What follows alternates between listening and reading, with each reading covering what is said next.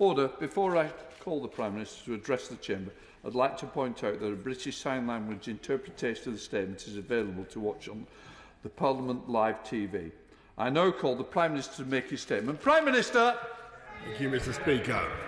With your permission, I will make a statement on the roadmap that will guide us cautiously but irreversibly towards reclaiming our freedoms while doing all we can to protect our people against COVID. Today's measures will apply in England, but we're working closely with the devolved administrations who are setting out similar plans. The threat remains substantial, with the numbers in hospital only now beginning to fall below the peak of the first wave in April. But we're able to take these steps because of the resolve of the British public and the extraordinary success of our NHS in vaccinating more than 17.5 million people across the UK. The data so far suggests both vaccines are effective against the dominant strains of COVID. Public Health England has found that one dose of the Pfizer-BioNTech vaccine reduces hospitalisations and deaths by at least 75%, and early data suggests that the Oxford-AstraZeneca vaccine provides a good level of protection, though since we only started deploying this vaccine last month, at this stage the size of its effect is less certain.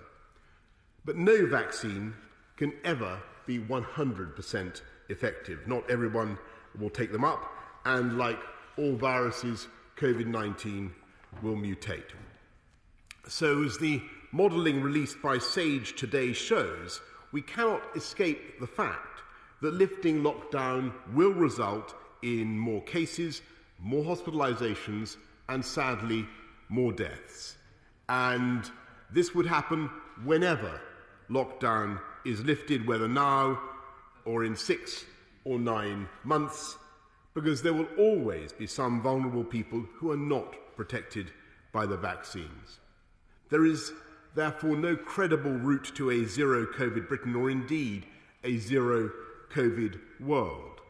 And we cannot persist indefinitely with restrictions that debilitate our economy, our physical and mental well-being, and the life chances of our children.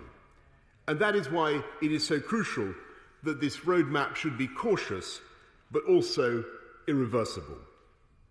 We're setting out on what I hope and believe is a one-way road to freedom, and this journey is made possible by the pace of the vaccination programme.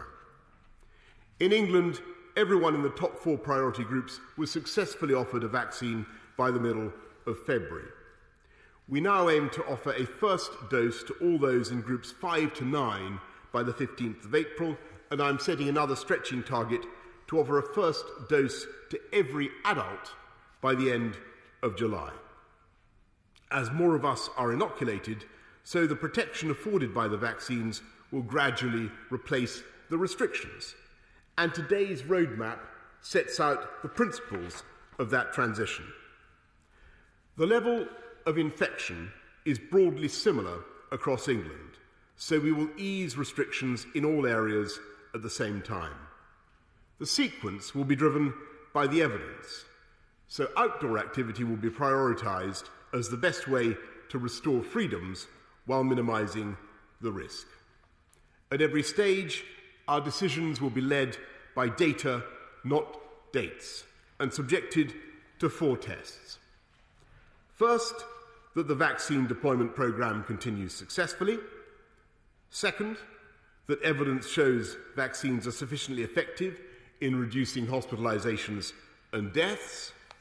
Third, that infection rates do not risk a surge in hospitalisations which would put unsustainable pressure on the NHS. And fourth, that our assessment of the risks is not fundamentally changed by new variants of COVID that cause concern. Before taking each step, we will review the data against these tests. And because it takes at least 4 weeks for the data to reflect the impact of relaxations in restrictions, and we want to give the country a week's notice before each change, there will be at least 5 weeks between each step. The Chief Medical Officer is clear. that moving any faster would mean acting before we know the impact of each step, which would increase the risk of us having to reverse course and reimpose restrictions. I won't take that risk. Step 1 will happen from the 8th of March, by which time those in the top 4 priority groups will be benefiting from the increased protection they receive from their first dose of the vaccine. Mr. Speaker, all the evidence shows that classrooms are the best places for our young people to be, and that's why I've always said that schools would be the last to close and the first to reopen. And based on our assessment of the current data against the 4 tests, I can tell the House that 2 weeks from today, pupils and students in all schools and further education settings can safely return to face-to-face teaching, supported by twice-weekly testing of secondary school and college pupils. Families and childcare bubbles will also be encouraged to get tested regularly. Breakfast and after-school clubs can also reopen, and other children's activities, including sport, can restart where necessary to help parents to work. Students on university courses requiring practical teaching, specialist facilities, or on-site assessments will also return. But all others will need to continue learning online, and we will review the options for when they can return by the end of the Easter holidays. From the 8th of March, people will also be able to meet one person from outside their household for outdoor recreation, such as a coffee on a bench or a picnic in a park, in addition to exercise.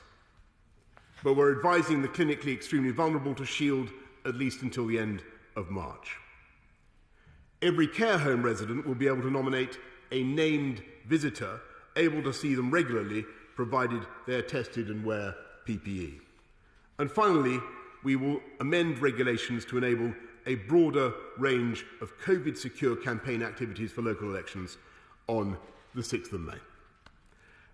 As part of Step 1, we will go further and make limited changes on 29th of March when schools go on Easter holidays. It will become possible to meet in limited numbers outdoors where the risk is lower. So the rule of 6 will return outdoors, including in private gardens, and outdoor meetings of 2 households will also be permitted on the same basis so that families in different circumstances can meet. Outdoor sports facilities such as tennis and basketball courts and open-air swimming pools will be able to reopen, and formally organised outdoor sports will resume, subject to guidance. From this point, 29th of March, people will no longer be legally required to stay at home, but many lockdown restrictions will remain. People should continue to work from home where they can and minimise all travel wherever possible. Step 2 will begin at least 5 weeks after the beginning of Step 1 and no earlier than the 12th of April, with an announcement at least 7 days in advance. If analysis of the latest data against the 4 tests requires a delay, then this and subsequent steps will also be delayed to maintain the 5-week gap. In Step 2, non-essential retail will reopen, as will personal care, including hairdressers, I'm glad to say, and nail salons. Indoor leisure facilities such as gyms will reopen, as will holiday lets, but only for use by individuals or household groups. We will begin to reopen our pubs and restaurants outdoors, and honourable members will be relieved there will be no curfew and the Scotch egg debate will be over, because there will be no requirement for alcohol to be accompanied by a substantial meal. Zoos, theme parks and drive-in cinemas will reopen, as will public libraries and community centres. Step 3 will begin no earlier than the 17th of May. Provided the data satisfies the 4 tests, most restrictions on meetings outdoors will be lifted, subject to a limit of 30, and this is the point when you will be able to see your friends and family indoors, subject to the Rule 6 or the meeting of 2 households. We will also reopen pubs and restaurants indoors, along with cinemas and children's play areas, hotels, hostels and B&Bs, theatres and concert halls will reopen their doors. And the turnstiles of our sports stadia will once again rotate, subject in all cases to capacity limits depending on the size of the venue. And we will pilot larger events using enhanced testing with the ambition of further easing of restrictions in the next step. Step 4 will begin no earlier than the 21st of June.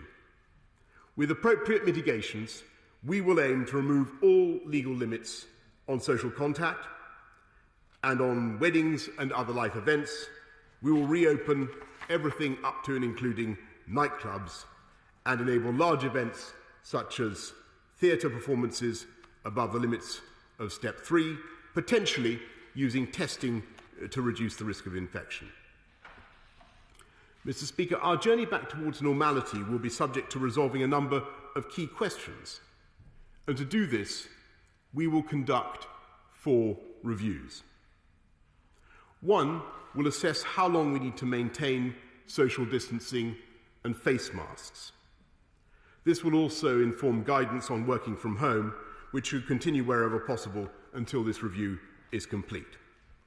And it will be critical in determining how Parliament can safely return in a way that I know honourable members would wish. A second review will consider the resumption of international travel, which is vital for many businesses which have been hardest hit, including retail, hospitality, tourism and aviation. A successor to the Global Travel Task Force will report by the 12th of April so that people can plan for the summer. The third review will consider the potential role of COVID status certification in helping venues to open safely, but mindful of the many concerns surrounding exclusion, discrimination and privacy.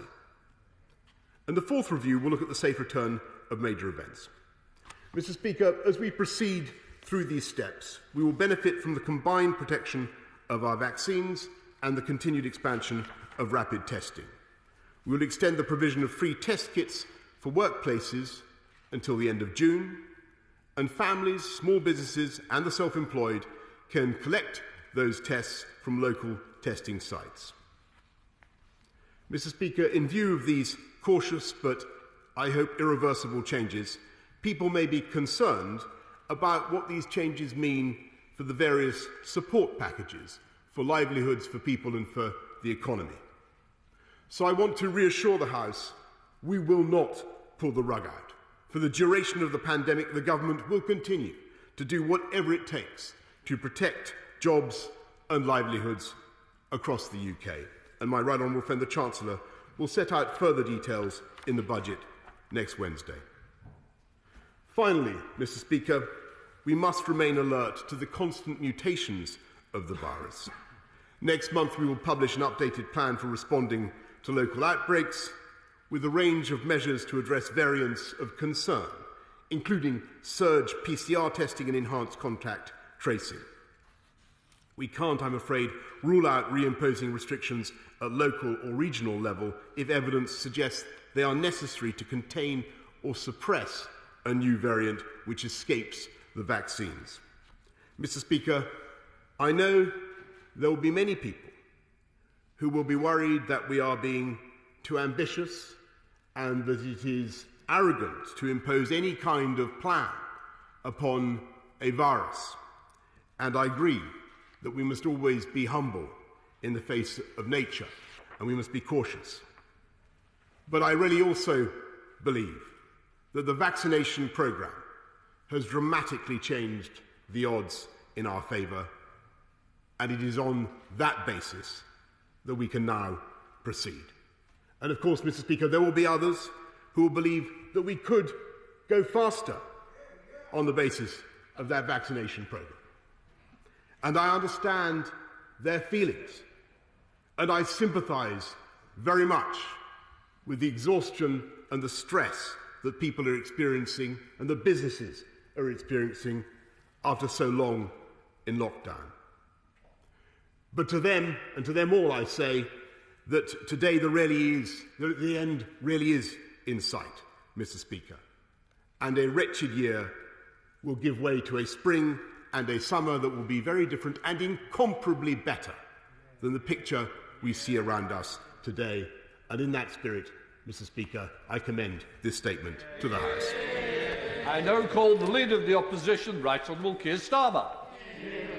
Thank you, Mr. Speaker. Can I thank the Prime Minister for advance sight of his statement and for the telephone call between us earlier today.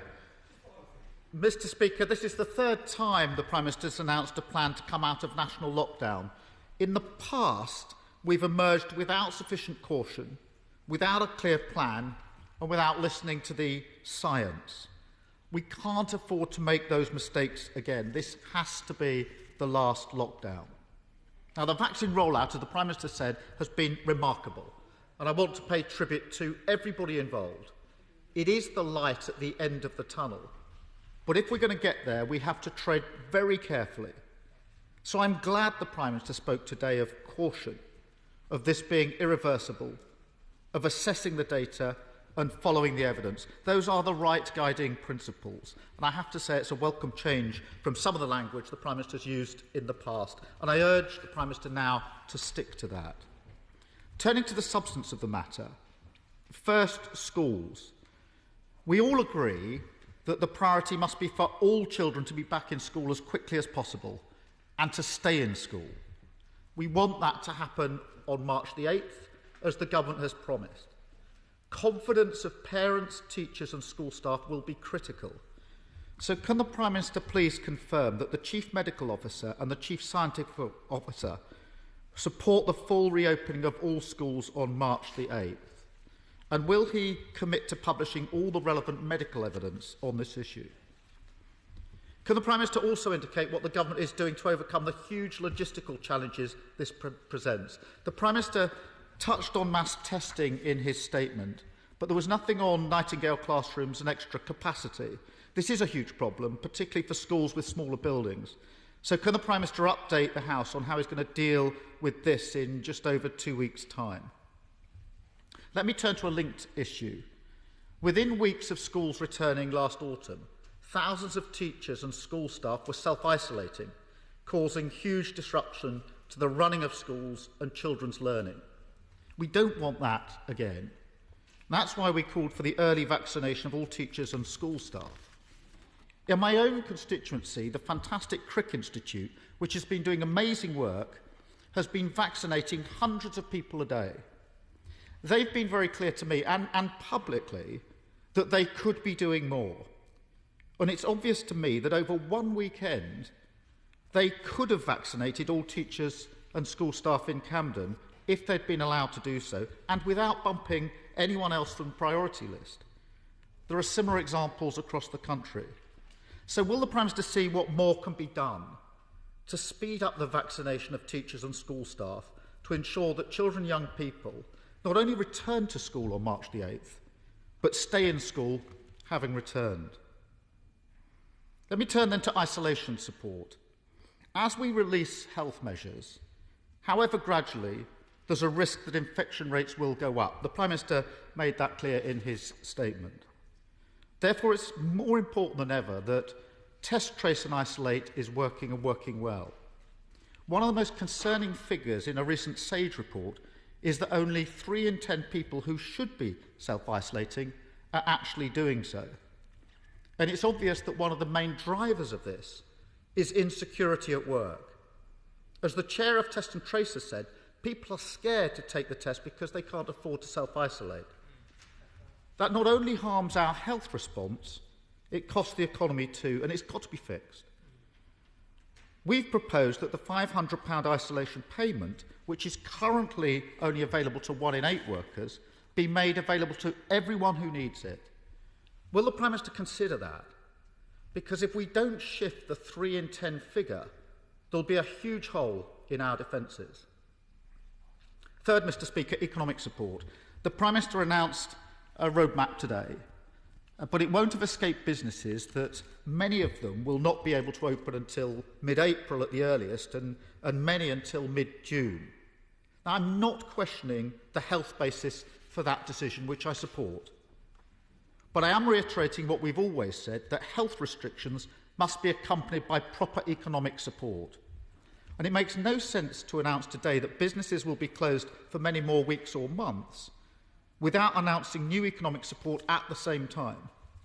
The Prime Minister says, well, the budget will be next week. But there's nothing stopping him saying today that business rates relief will be extended, that furlough will be extended, or that the VAT cut for hospitality and leisure will also be extended. Businesses are crying out for that certainty, and the Prime Minister should give it to them today. The Prime Minister should also announce proper support for the 3 million self-employed who've been left out of all support for the last year.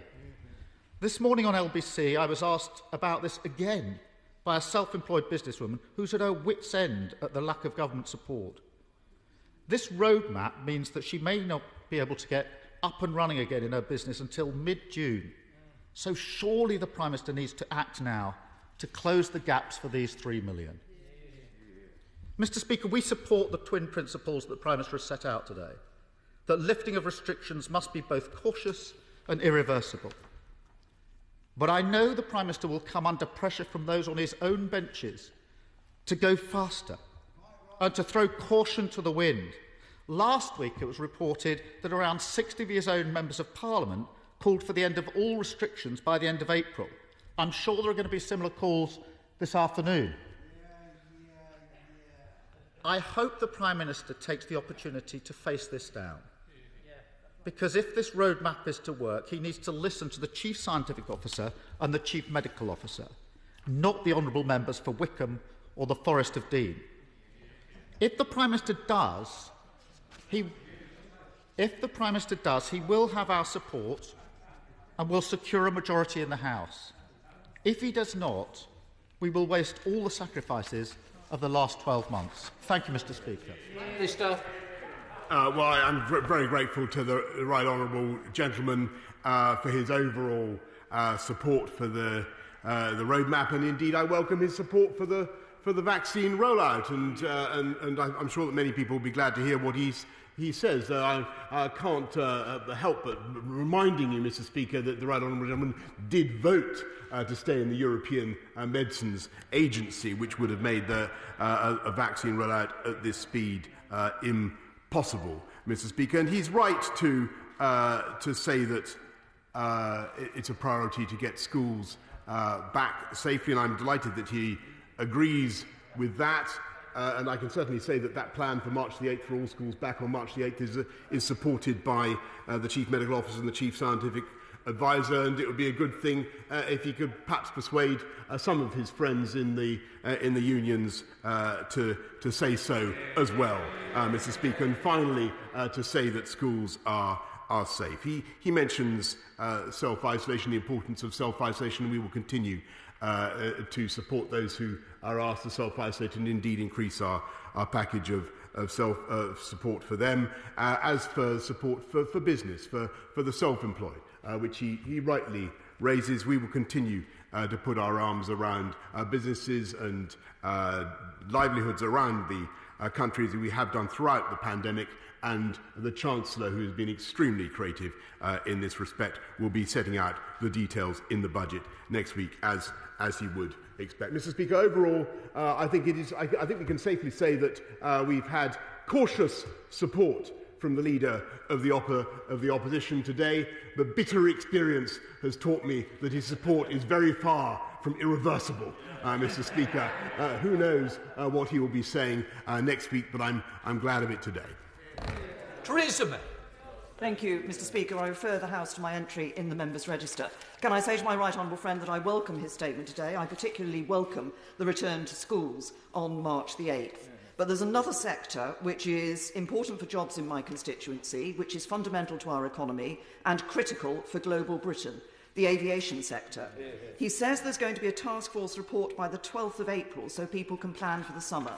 That won't allow people to plan. At every stage, the government has taken weeks from these reports to actually provide certainty to the industry. The industry needs 3 months' preparation from the point of certainty. So I ask my right honourable friend to look again at this timetable for that task force report, to bring it forward so we can open up our international air travel and make sure that Britain is open for business. I'm grateful to my right honourable friend, and she is quite rightly, Mr. Speaker, a doughty campaigner for the aviation industry and all it brings to our country. And what I can tell her is that we will continue to support that industry throughout these difficult times, but I believe that setting a deadline of April the 12th for the report of the Travel Task Force, the newly formed, reconstituted Travel Task Force, will give people time to make their plans for the summer. And if things go well, Mr. Speaker, if we can meet those these not before dates, then I do believe there is every chance of an aviation recovery later on this year. Let's head to the leader of the SNP with Ian Blackford. Ian Blackford.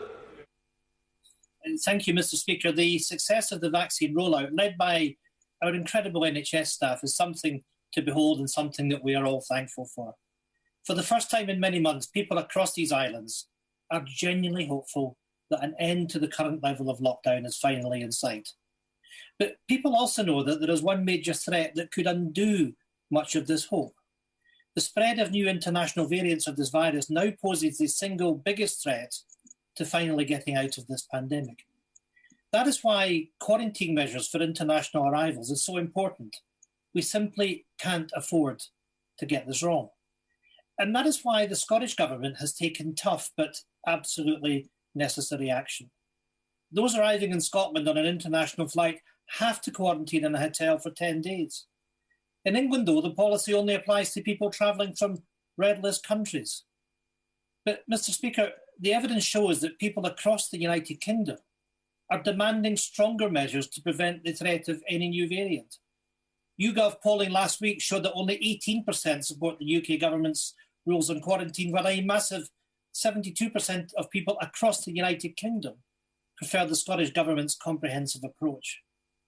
Prime Minister, your plan to end lockdown will be worthless if your insufficient quarantine measures allow a new variant in through the back door.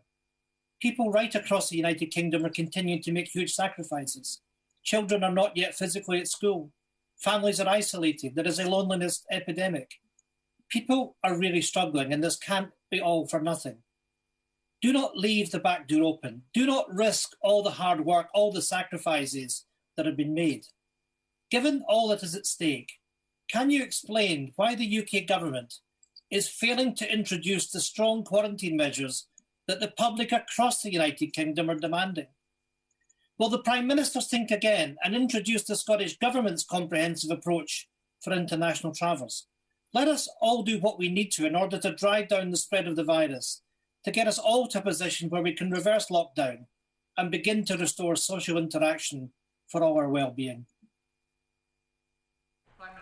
Mr. Speaker, we have amongst the toughest quarantine measures anywhere in the world, as the Right Honourable Gentleman well knows, including the mandatory incarceration in hotels appointed by the government if you return from one of the 33 red list countries, as he well knows. And we will continue to impose very, very tough controls on people coming into this country. He should also know that the new variants we are confident that all our vaccines are effective in reducing death and serious disease, and we have no reason to doubt that they are effective in reducing death and serious disease with the new variants as well, Mr. Speaker. And he should also know that over the course of the next few months we will see new vaccines to defeat these vaccine-escaping variants, and that is something that is evolving the whole time. Other than that, Mr. Speaker, I was delighted by the unaccustomed note of optimism with which the Right Honourable Gentleman began. He isn't often notable for his optimism in this House. He's rolling his eyes, Mr. Speaker, but I rather liked it when he began with optimism. I think he should stick to it. I think it suits him. More optimism, I think, from the right honourable gentleman would be I think, nice to hear. Let's head to the Chair of the Select Committee with Jeremy Hunt. Jeremy Hunt. Mr. Speaker, talking of optimism, the Prime Minister's approach feels very similar to Harold Wilson, who said he was an optimist, but one who always carried a raincoat. And his caution is absolutely right in the face of these new variants, when we are potentially so close to the finishing line. But as we get there, will he recognise the brilliant work of our health and care staff by building back better for them, potentially in next week's budget, by announcing that we will finally make sure that we're training enough doctors and nurses with a long-term workforce plan, and giving the social care sector a 10-year plan, just as we gave the NHS 10 years ago? Yes, indeed, Mr. Speaker. I pay tribute again, as I have many times before, to the incredible work, not just of our NHS staff, but of our social care staff, who've really borne the brunt of the pandemic and have done fantastically well. And we will certainly be bringing forward reforms of social care in addition to the massive investments that we've already made. Let's head to Ed Davey. Ed Davey. Mr. Speaker, the roadmap to recovery must put people hit hardest by this pandemic first, not least people with learning disabilities. They have died at rates more than 3.5 times the rest of the population, yet many are still not being prioritised for vaccination. Jo Wiley has spoken powerfully about how hideously unfair it was to be offered the vaccine before her sister Frances, who is now in hospital with COVID, after an outbreak in her care home.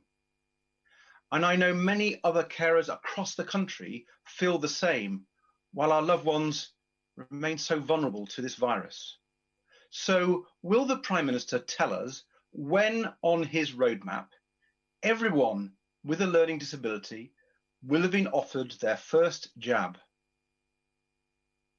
Prime Minister.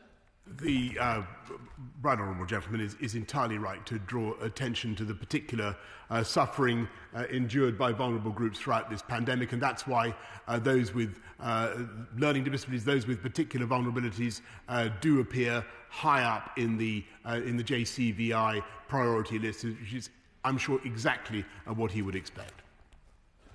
Let's head to Sir Ian Duncan-Smith. Sir Ian.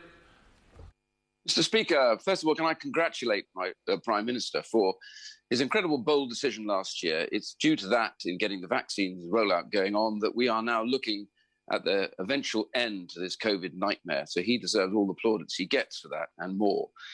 But I agree with his caution in this rollout and going back to being unlocked. But I just say that the hospitality sector, to my right honourable friend, is the biggest, very big employer of the poorest in society. And it is them who has suffered the most in incomes. And nearly half of those businesses are talking about closing.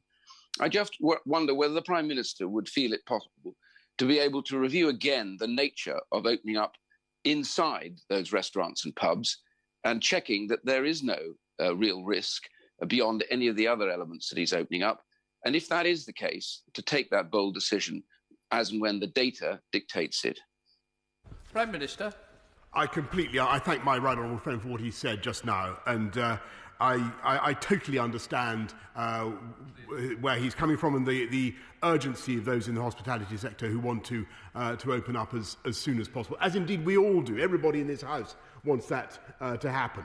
But we also understand the risk of another surge and the consequent risk of a fourth lockdown, Mr. Speaker, which I don't think anybody wants to see, least of all the businesses concerned. And what we have in this roadmap are dates. Admittedly, they are not before dates, but they are dates to which businesses can now work. April the 12th for outdoor hospitality, May the 17th for indoor hospitality. That gives at least some certainty, Mr. Speaker. And I think in this very, very difficult time, with these difficult trade-offs, I think people would be prepared to trade some urgency and some haste for more certainty and more reliability. And that is what we aim to give. Let's head for Liz Saville-Roberts. Liz Saville-Roberts. Diolch yn fawr. Diolch yn fawr iawn, Yfarydd. Workers across the UK still face a hopeless choice: self-isolating and suffering loss of earnings, or going to work where they risk spreading the virus. Now, 8 months ago, I raised this very problem of the UK's unfit sick pay system with the Prime Minister, but there are still people in work who cannot afford to self-isolate. Ahead of the budget, will the Prime Minister commit to raising and expanding statutory sick pay once and for all as a key long-term lesson to be learnt from this pandemic? Or is he content for our poorest communities to be blighted by ill health now and quite possibly again in future? Prime Minister. Mr. Speaker, I thank the Right Honourable Lady. We and repeat the points I've made to her many times before, but I'm grateful to her for raising them again. We will continue to look after people throughout the pandemic. We've increased benefits. There's the payment of £500, Mr. Speaker, and other payments that we'll make available. And our undertaking is to make sure that we protect people, whether they're self-isolating or whether they're forced not to be able to work throughout the duration of the pandemic, and you'll be hearing more about that from the Chancellor on March the 3rd. Dr. Julian Lewis. Thankfully, my right honourable friend has clearly stated today that an extreme zero COVID approach is impracticable. Can he confirm that most, if not all, of his key scientific advisers now accept that our strategic goal must be and is a practical, vaccine-based method of controlling COVID like any other serious respiratory virus, such as influenza? My right honourable friend is completely right in the analogy he draws, and the only reason I'm able to say, Mr. Speaker, to the country is that we must learn to live with COVID as we live with flu, Mr. Speaker, in the long term, is of course because we have this vaccination programme and the capability to evolve our vaccines. Let's head south to Caroline Lucas. Caroline Lucas. Thank you, Mr. Speaker. As well as welcoming the success of the vaccination programme, I want to emphasise there is a lack of sufficient financial support for self-isolation. There is, in the words of one of the government's own advisers, a huge gaping hole in the Prime Minister's COVID strategy. The payments aren't enough, they're not reaching the right people. So as well as fixing that once and for all, will he also take this opportunity to respond with the seriousness it deserves to the High Court's ruling on Friday that the Secretary of State acted unlawfully by failing to publish COVID contracts? No one has ever suggested that ministers didn't need to act fast to procure PPE and other COVID-related contracts, but transparency matters even in a crisis. So if the government has nothing to hide, will he now publish details of who benefited from the VIP lane, who lifted the velvet ropes for those favoured companies, what price were they paid and why were they chosen? Parliament and the country have a right to know.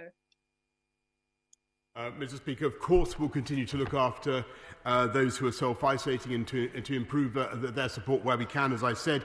As for the contracts that she has just mentioned, all of the details are on the record, and of course it was right to work as fast as we possibly could to get the PPE that this country so desperately needed.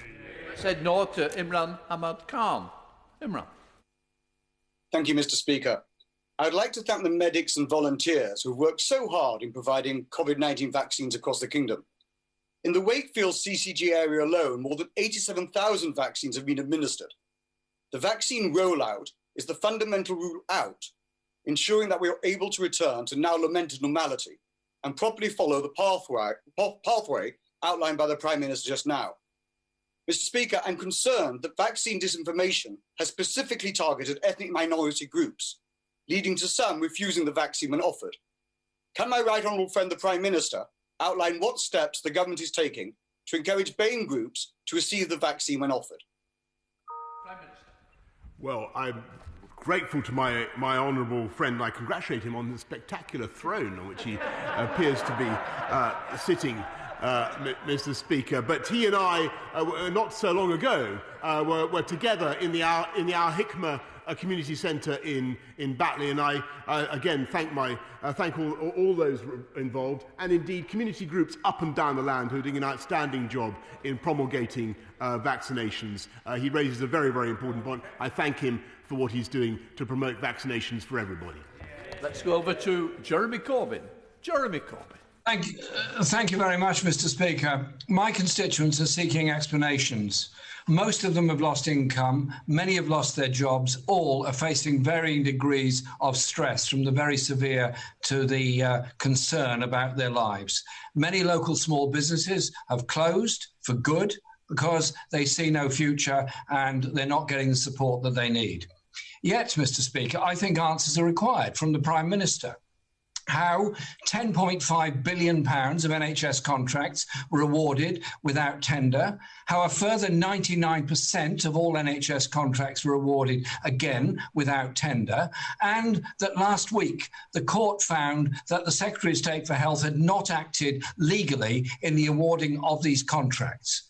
And so I ask the Prime Minister to do two things. Will he end this scandalous privatisation of our NHS, which is happening before our very eyes?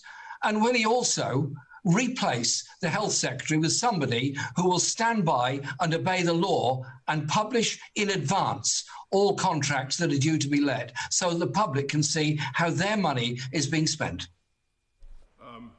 Well, Mr. Speaker, to the best of my memory, the Labour Party opposition were advocating during the earlier stages of the crisis that we should secure PPE from, I think, a theatrical impresario who specialised in capes and gowns, and a football agent who claimed to be able to get hold of masks, Mr. Speaker. We went as fast as we possibly could to get PPE, and those who are now denouncing us for going too fast were those who were complaining back then that we weren't going fast enough. Said to David Simmons. David Simmons. Mr. Speaker, my right honourable friend and the government have rightly been unapologetic throughout this pandemic in determination to safeguard children's educational opportunities and well-being. Can the Prime Minister confirm that once all schools reopen on the 8th of March, the government will be putting in place all the measures necessary to keep them open, working with academy trusts and crucially local authorities to avoid any further disruption to our children's education? Prime Minister. Yes, indeed, Mr. Speaker. I'm grateful to my honourable friend because that is exactly why we wish to take this cautious but irreversible approach in order to make sure that we don't have to go back into measures that would keep kids out of school again. And he's quite right in what he says. Let's head over to Jim Shannon. Jim Shannon. Thank you, Mr. Speaker. Can I welcome the Prime Minister and Government's progressive roadmap, which of course is underpinned by the incredibly successful rollout of the vaccine? And can the Prime Minister confirm that we have no supply issues and are on target to give the second dose to all of those on the NHS front line who are due their second dose within the next few weeks? And can the Prime Minister assure us that this will not adversely affect the continued supply and the availability of first vaccines for informal carers of those who are shielded? Thank you. Prime Minister. Mr. Speaker, the honourable gentleman is completely right to raise this, and to care deeply about supply. We have no supply issues at the moment, and we're confident that we can meet our targets. Let's head to Sir Bernard Jenkins. Sir Bernard. Thank you, Mr. Speaker. May I congratulate the Prime Minister on the fact that there are sunlit uplands that now beckon us, but that he's right to say that the threat remains substantial, because while we're unlocking, at this stage, only a third of the adult population has been vaccinated. So what will the government be doing to minimise the threat of another lockdown, such as strengthening the track and trace and isolate operations, particularly at local level, providing COVID-safe spaces so it's easier for people to self-isolate who are infected, and to deploy testing capacity more effectively, such as, for example, testing school children twice a week in schools as we're already going to be testing teachers? Prime Minister. My right honourable friend is absolutely right in the ideas that he puts forward. Test, track and trace has been improving the whole time over the period of the pandemic, and he's right to draw attention to the potential of lateral flow testing, not just in schools, where, as he says, we're going to be doing it twice a week for secondary school pupils after the first couple of weeks, but also rolling it out for companies, for local areas, local communities, to take it up as an additional support, an additional way of fighting the disease. Let's head to Ruth Jones. Ruth Jones. Thank you, Mr. Speaker. I know the Prime Minister was in my right honourable friend's constituency of Torvine last week to see the vaccine programme being rolled out by the Aneurin Bevan University Health Board at Cwmbran Stadium. So I joined with him in thanking all the Welsh NHS staff and volunteers who are working so hard to save lives by rolling out the vaccine programme in this way. However, I wonder if the Prime Minister agrees with me and many people across Newport West who believe that every single penny of public money must be accounted for. And if so, what's he going to say to his Health Secretary, who, according to the courts, breached his legal obligation by not publishing details within 30 days of contracts being signed? We've had 2 attempts at getting the Prime Minister to answer, so I'm hoping it's third time lucky. Prime Minister. Mr. Speaker, I'm going to ruthlessly to repeat what I said before, which is that I believe that it was absolutely right for this country to secure PPE as fast as we possibly could, indeed, as it just as it has been right to roll out a vaccine programme as fast as we possibly can. And it was great to be in Cwmbran and to see what they're doing there. And that is thanks to the dynamic work of the NHS and indeed of everybody in the Department of Health and Social Care, including the Health Secretary. Wander up to Mark Logan. Mark Logan. Prime Minister, today I hosted a Zoom between Bolton North East's pubs, restaurants and the Minister for Small Businesses. Can the Prime Minister ensure we allow businesses enough time to improve our hospitality's operating data and make the dates in 2021 utterly delectable? Prime Minister. I thank my honourable friend for what he's doing to help local business and to rally them. And I would just say to them that if we can stick to this roadmap, and I believe that we can, then there is not long to go now for those businesses. There are for hospitality in Bolton. There are 2 dates. There's outdoor hospitality on April the 12th, and then indoor with all its potential on May the 17th. I do believe that gives some dates for us all to think about, for business to work towards, and I hope that will be of some reassurance to them. Thank you, Mr. Speaker. Some eminent members of SAGE have indicated that they're concerned about a resurgence with the return of children to schools. So can the Prime Minister say whether the Chief Medical Officer and the Chief Scientific Officer support reopening schools in their entirety on the 8th of March? Because during the last term, many schools suffered an enormous amount of disruption because staff were off isolated. And isn't the best way to prevent that happening in the future to ensure that all school staff are vaccinated? Prime Minister. I have a deal of respect for the honourable gentleman, since he and I have clashed many times over issues in London. But I think he uncommonly showed a failure to follow what I'd already said in my answer to the right honourable gentleman. The CMO and the CSA both approve of reopening in full. We now go down to Andrew Griffith. Andrew Griffith. Thank you, Mr. Speaker.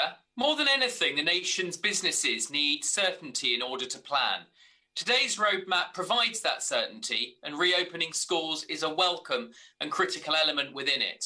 Does the Prime Minister agree that, like navigating lock gates on a canal, it's important we now proceed sequentially, as fast as possible, but always in a forward direction? Prime Minister.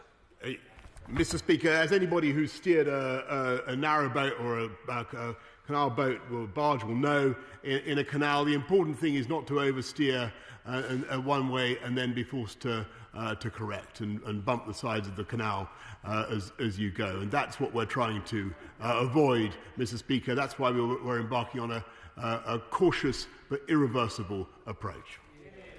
Let's head up to Debbie Abrahams. Debbie Abrahams. Thank you, Mr. Speaker. Mr. Speaker, I will leave till another time to ask the Prime Minister why we didn't have adequate PPE stocks, given exercise Cygnus in 2016 stipulated we need to increase our PPE stockpiles.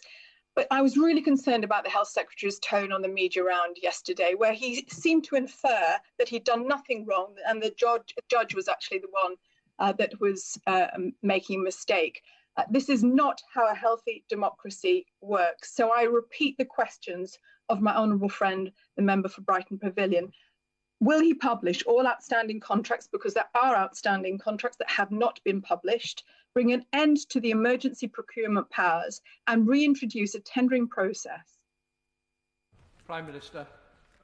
Mr. Speaker, I can see that there's a concerted attempt to make a point here today about this, but I must say that I do think that every effort was made by the government to secure PPE as fast as we possibly could, and I think that's what the people of this country wanted. We ended up, I think, with 32 billion items of PPE, and we now have the capability, which I think will reassure her constituents more than anything else. We have the capability now in this country, thanks to Lord Dighton and the PPE Task Force and others, to make 70% of our PPE needs in this country. Let's head to Craig Whittaker. Craig Whittaker. Thank you, Mr. Speaker. It is brilliant news that we've vaccinated 1 in 3 adults now in the UK.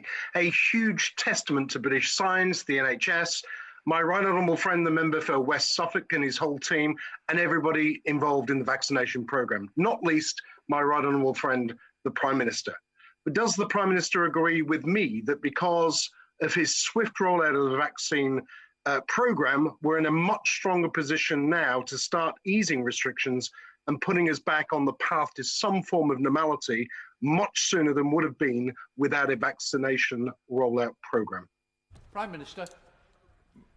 Yes, of course, Mr. Speaker. My honourable friend is completely right, and I thank him very much for what he has just said. The only reason this roadmap is possible, and we're one of a tiny number of countries around the world that have been able to set out a roadmap with dates and milestones this far ahead, Mr. Speaker. It's only possible because of the vaccination rollout programme. Let's head to Neil Coyle. Neil Coyle.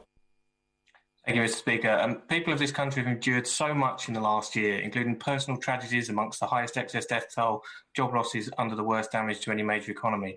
But they've also seen the Prime Minister's closest advisor, Dominic Cummings, break the COVID regulations, the Home Secretary break the Ministerial Code, and now the Health Secretary break the law to hide crony contracts, all without consequences. Going forward, Prime Minister, will you end the system of one rule for your Tory powers and another for the rest of us? Prime Minister. Mr. Speaker, I think contained within that question was possibly another suggestion that we could have done things differently with the procurement of PPE. All I will say is that the contracts are there on the record for everybody to see, and I think most people in this country will understand that in very difficult, if not desperate times, last spring we had to work as fast as we possibly could. Thank you, Mr. Speaker. I welcome the Prime Minister's statement, especially on schools. He's right to be driven by the evidence. Professor Mark Woolhouse told the Science and Technology Committee last week that during the whole year, and I quote, there has been very, very little evidence of any transmission outdoors happening in the UK. So will my right honourable friend continue to look at the evidence and see whether it's possible to bring back outdoor activities like sports during the weeks ahead? I know with the spring weather coming, that would be a great boon to millions of people across the country. Prime Minister. Of course he's right to raise the point about outdoor transmission, and that's why on March the 8th, with the return of schools, we're also going to be seeing school sport, which is great, plus outdoor recreation one-on-one in the way that I described earlier on, Mr. Speaker. And then on March the 29th, it's the rule of 6 plus 2 households together, plus more sport outdoors, Mr. Speaker, of all kinds, up to and including I think rugby with tackling but without the scrums, Mr. Speaker, as I understand the guidance. Right, let's go to Alan Dorrans. Alan Dorrans. Thank you, Mr. Speaker, and good afternoon. Analysis by the Royal College of GPs of NHS England's COVID-19 vaccination figures show that people of black ethnicity are half as likely as people of white ethnicity to get vaccinated, and people of Asian ethnicity are under 2/3 as likely as their white counterparts to accept vaccination. What additional specific steps will the Prime Minister take to encourage greater uptake of the vaccines in these communities? Prime Minister. Mr. Speaker, the number of people receiving the vaccine is actually increasing in all communities on roughly the same gradient, but we're concerned, he's quite right to raise the concern that I think everybody has about uptake in some communities. It is now going faster, and what we've done is rolled out a network of community champions. I think we've put about £23 million into supporting community champions for hard-to-reach, vaccine-resistant communities. And just the most important thing is for everybody to get across the message that the vaccine is a wonderful thing. Everybody should get it. Get your vaccine when you get your message from the NHS. Sir Graham Brady. Thank you, Mr. Speaker. Can I welcome very strongly the reopening of schools? After what we've put them through over the last year, it's time we prioritise the interests of our children and young people. The Prime Minister also sets out a programme based on data, not dates, and that must be right. But will he please publish the precise criteria for each of those stages to be met?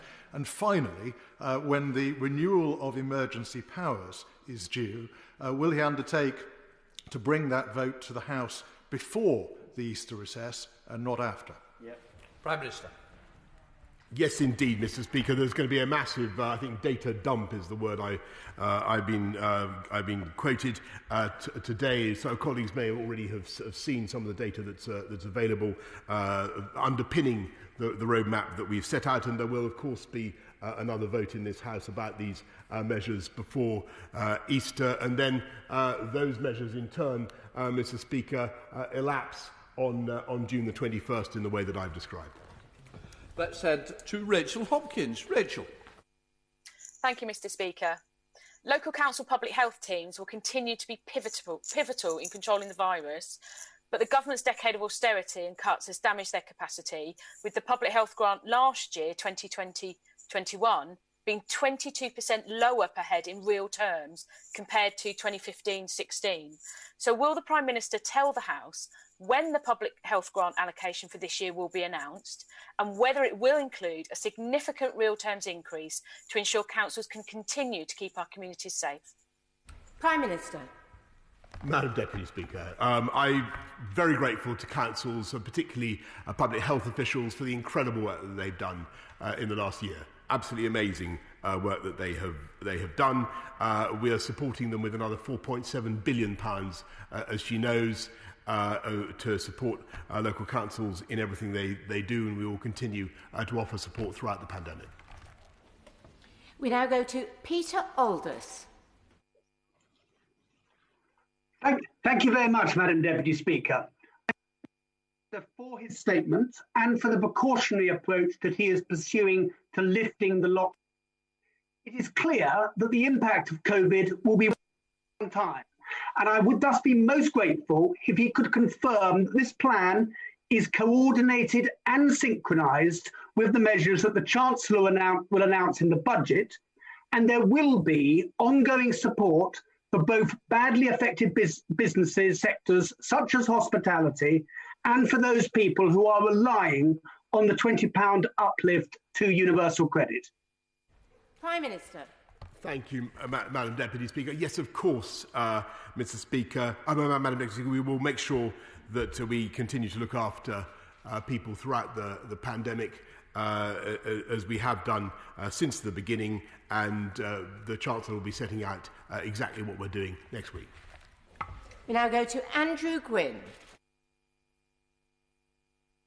been under local restrictions since the end of July, and it's been a long few months. So can I welcome the roadmap out of lockdown and also the success of the vaccine? Now, as somebody who's just been just about shaken off long COVID symptoms 11 months after contracting COVID, can I urge him not to forget those still struggling and the many more who will develop long COVID as a consequence of the latest wave of the virus? As the economy switches back on, as lives return to normal, will he also commit to do more for those who still don't have access to long COVID clinics, who still don't have access to support or help, so that nobody is left behind? Prime Minister. Madam Deputy, I'm delighted to see the honourable gentleman back on fighting form as somebody who's enjoyed lively on-screen debates with him in the past. It's good to see him back in shape. He's right to draw attention to long-term consequences of the disease, and we will do everything we can to alleviate suffering and to continue to invest in support for those who need it. Mark Harper. Thank you very much, Madam Deputy Speaker. Can I first of all thank the Prime Minister for the measures to get our children back to school on March the 8th. That's very welcome and something we've called for, and I think he should be congratulated on that, and also for the speed of the vaccine rollout.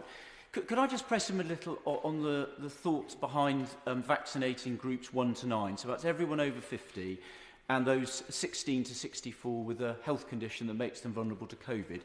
Those groups account for 99% of deaths and around 80% of hospitalisation. So for what reason, once they've been vaccinated and protected from COVID by the end of April at the latest, is there any need for restrictions to continue? Prime Minister. He makes an excellent, my honourable friend makes an excellent point. The difficulty is that, of course, there will be at least a significant minority who either have not taken up the vaccine in those vulnerable groups for the reasons that the House has been discussing, or who, having had the vaccine, are not given sufficient protection. We believe that the protection is very substantial, but there will be a large minority who will not have sufficient protection. And the risk is that if you let the brakes off, Madam Deputy Speaker, then the disease could surge up in such a way as, again, to rip through a large number rip through those groups in a way that, alas, I don't think anybody in this country would want to see. So I'm afraid it's pure mathematics. There is still a substantial body of risk. And we also need to wait and see exactly what the effects of the vaccine are. There are some promising data, but I think what the country would want at this stage is caution and certainty and irreversibility, and that is what we aim to provide.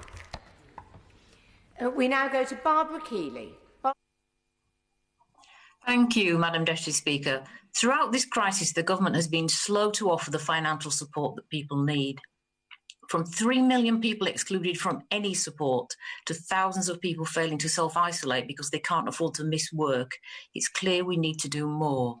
To get through the next few months, can the Prime Minister confirm that the budget will bring forward adequate financial support for everyone who cannot work due to the pandemic, including those who are self-isolating, rather than the current system which sees too many people fall through the cracks? Prime Minister.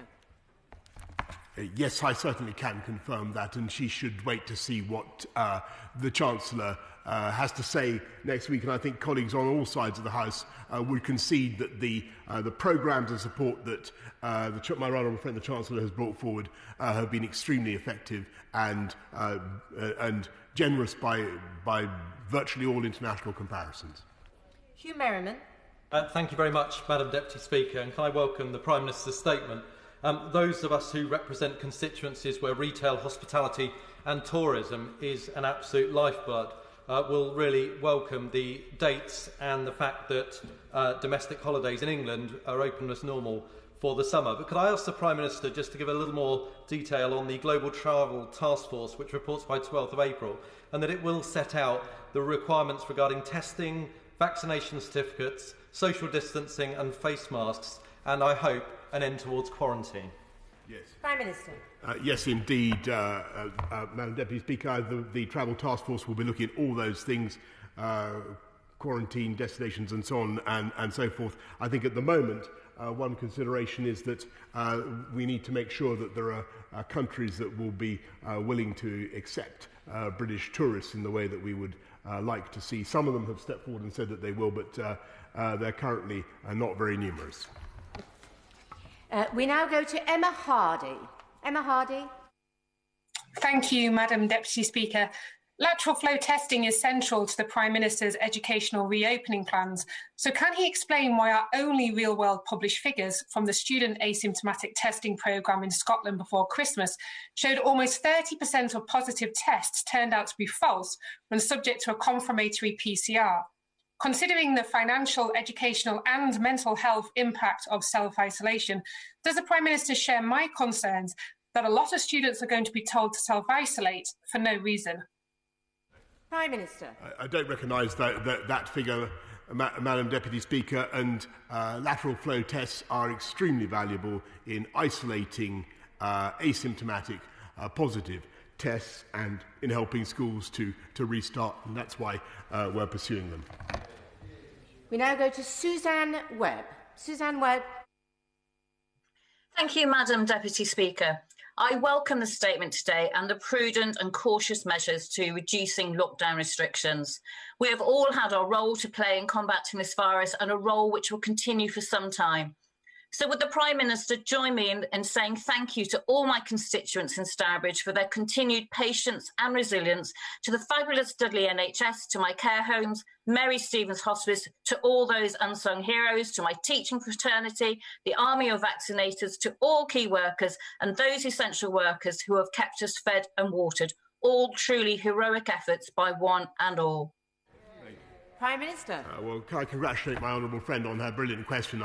I plant my flag firmly on everything that she's just said and echo it sincerely. I add my thanks not just to the people of Stourbridge for their patience and resilience, but to the people of the entire country. Now going to Ministerial Wilson. Ministerial Wilson. Thank you very much, Madam Deputy Speaker. Too often, children and young people have been an afterthought during this pandemic. Aside from lost learning, many children are feeling anxious and lonely due to not seeing their friends, missing out on play and other activities. We know 1 in 4 has self-harmed in the past year, eating disorder rates are soaring, and demand for acute beds is reaching crisis point. So will the Prime Minister please commit to providing a ring-fence resilience fund for schools, as proposed by Young Minds, to ensure that young people are given the mental health support that they so desperately need? Prime Minister. She's absolutely right to draw attention to the endurance, the things that we've asked young people to put up with this year and over the last 12 months. There can't have been a generation like it that's experienced so much disruption to their education, and she's right to call attention to the pressures, the stress that has caused. And so we've invested massively in mental health provision particularly for young people's mental health. And one of the things we've done is appoint a young people's mental health ambassador in the form of Alex George. But the top priority for the government is now not just to get kids back in school on March the 8th, but to make sure that we remediate their education with a programme of much more than £1 billion. And the Secretary of State for Education will be setting out more about our plans to help those pupils later this week. Now go to Sarah Dines. Sarah Dines. Thank you, Madam Deputy Speaker. The people of the country are desperate to be set free as soon as possible. As my right honourable friend knows, many of the tourism and hospitality businesses in Derbyshire Dales have been hit heavily by this pandemic. Can he please encourage the country to book self-catered, self-contained accommodation for staycation holidays in places such as Derbyshire Dales this summer, where families are able to minimise mixing with other people, but to have some fun? Prime Minister. Oh, she is completely right, and as you will have heard just now, the option to book a staycation, all being well, Madam Deputy Speaker, is now there for April the 12th, and I can't imagine there are many destinations lovelier around then than the Derbyshire Dales. Now go to Neil Hanvey. Neil Hanvey. Thank you, Madam Deputy Speaker.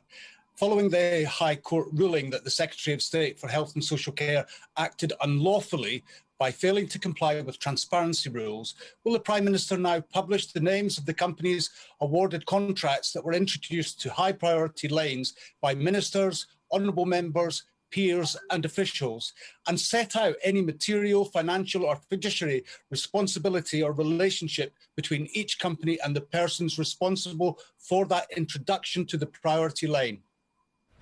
Prime Minister. Yes. I'm grateful, Madam Deputy Speaker. I repeat the answer I've given several times. All these contracts are published in the normal way. We now go to Sir Robert Neal. Sir Robert Neal. Thank you, Madam Deputy Speaker. Welcome the Prime Minister's statement, and we all recognise the huge work that's been done to make the vaccine rollout a success. But can I press him upon why some of the dates are set as no earlier then? If we believe in the vaccine, we believe in the programme, and we believe in the data, isn't the logic that if the data shows we can move to free up sectors of the economy sooner, we should not artificially hold them back? Surely that's following the data. Shouldn't there be a little more flexibility there? Prime Minister. Mr. Speaker, we need to see, Madam Deputy Speaker, we need to see the data, we need to see the effect of each successive relaxation, and as I explained to the House, we need 4 weeks to assess whether or not the relaxation has caused a surge in the virus, because that's the time it takes. So from the unlocking of the opening of schools until the 12th of April, we'll need to assess that. Then we'll need a further week to give people due notice, and the same onward through May the 17th, June the 21st, and so on. And the reason for that cautious but irreversible approach is that I think people would rather have certainty rather than urgency.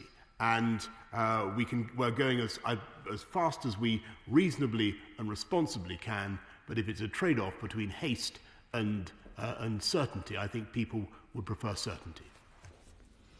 Now going to Tracy Brabin. Tracy Brabin.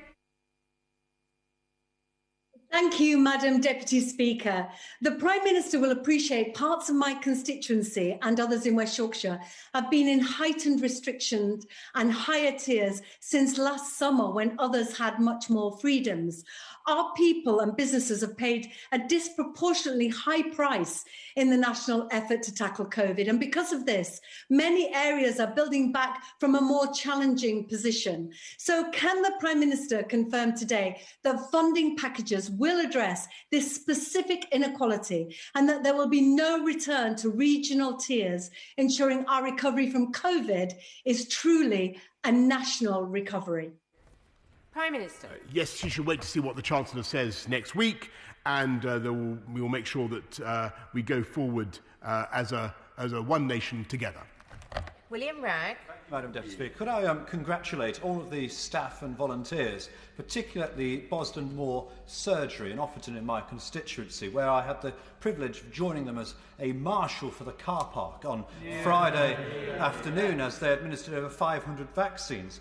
But my right honourable friend says that he is led by the data and not the dates, yet his statement outlines many dates. So will he commit to publishing the thresholds of data that will determine the easing of lockdown measures?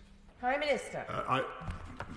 Yes, indeed, he can examine all the data that we've published today, and I've set out the criteria by which we will proceed, and I thank him for what he's doing to marshal people in the car parks.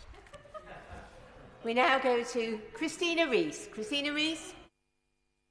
Thank you, Madam Deputy Speaker. On the 18th of February, the UK Government announced £18.5 million for 4 research projects to better understand the causes, symptoms and treatment of long COVID.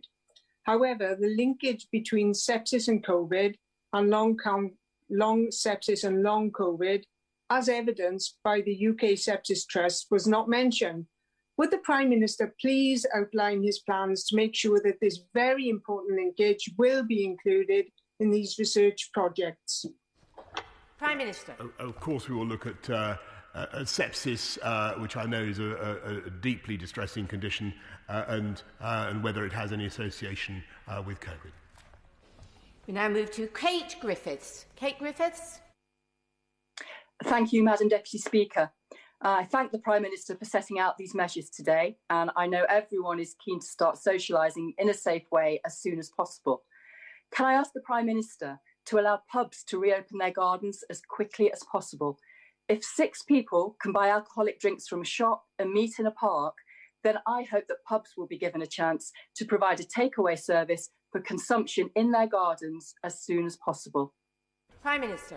Yes, indeed, and that's why April the 12th is the date. Christian Matheson. Thank you, Madam Deputy Speaker. Last month was the worst on record for new aircraft orders in the aerospace sector, which is so important to my constituency.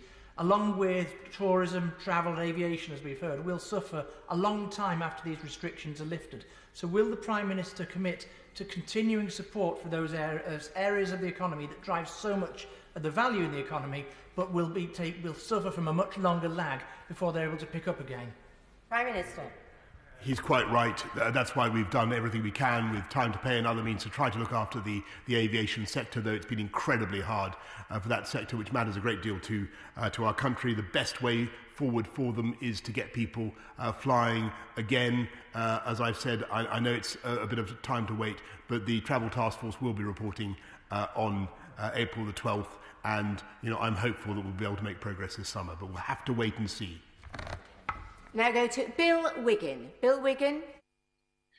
Thank you, Madam Deputy Speaker. As an animal welfare champion, I was delighted to hear the Prime Minister mention zoos. But before we can get out there and go to the pubs and visit these places, I heard him describe certainty being more important than urgency, and his concern for the unprotected, unvaccinated element of the population who potentially could be holding the rest of us back. What more can we do to encourage people who might not have taken up the vaccine to make sure they get jabbed and let the rest of us out? Prime Minister. I'm grateful. Of course, we must encourage everybody to take the vaccine, which, as I say, is a wonderful thing. One of the problems is that it's at the moment we're not, as he knows, vaccinating children. Children are not approved for the vaccine, and though they are possible vectors of the disease, and there are people, as my honourable friend knows, who are vulnerable to the disease, even though they may have been vaccinated. There will be at least a percentage. So we've got to make sure we proceed with caution, but in a way that we don't have to go back on.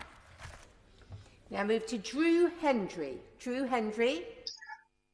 Thank you, Madam Deputy Speaker. Does the Prime Minister and his government intend to do anything at all for the 3 million or so people who've been excluded from financial support since the start of this pandemic?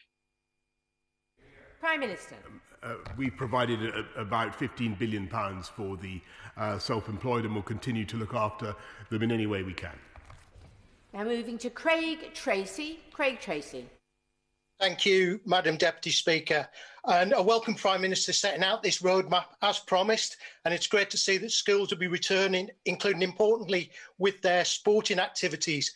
But with this in mind, the 8th of March will also have been the optimum time to reintroduce for everyone non-contact sports, such as golf, which is scientifically proven to be able to be participated in safely during the pandemic. So could the Prime Minister set out why it's not been possible to do this at this stage, as it will leave millions of people having to wait for another 5 weeks before they can return to their favourite form of exercise? Prime Minister. My honourable friend is quite right to vent his frustration. I share his frustration as somebody who yearns to go out and play sport. Myself, I understand completely how he feels. We must face the fact that the virus remains, by comparison with any period last year, the virus remains very prevalent in our country. And we have to continue to keep it under control. What we're trying to do is a cautious but irreversible approach, and he only has to wait until for another 3 weeks beyond March the 8th to be able to hit a golf ball with a friend, Madam Deputy Speaker. Now moving to Emma Lewell-Buck. Emma Lewell-Buck. Thank you very much, Madam Deputy Speaker. The Prime Minister's handling of this pandemic has been marked by false promises and inconsistent messaging. Hospitality was COVID secure, yet they were imposed with an arbitrary curfew, then closed down. And today, this industry, which is the lifeblood of coastal tourist towns like mine, have heard that people can meet outside in a park, yet outdoor areas of safe, regulated pubs, bars and restaurants can't open till April. They simply cannot see the logic behind this. Can the Prime Minister explain where he found it? Prime Minister. The logic, Madam Deputy Speaker, it lies in containing a pandemic. And I think people in this country understand that, but I deeply sympathise with the businesses in her constituency, the wonderful hospitality sector across the country. They have a date now to work for, to look forward to for outdoor hospitality and for indoor hospitality. And I think people would rather have certainty than anything else. Moving to Raymond Chisty. Raymond Chisty. Thank you, Madam Deputy Speaker. Further to my question to the Prime Minister, on the 27th of January, and representations from Medway MPs. Medway will now have a mass vaccination centre, and I thank the Prime Minister and the Government for that.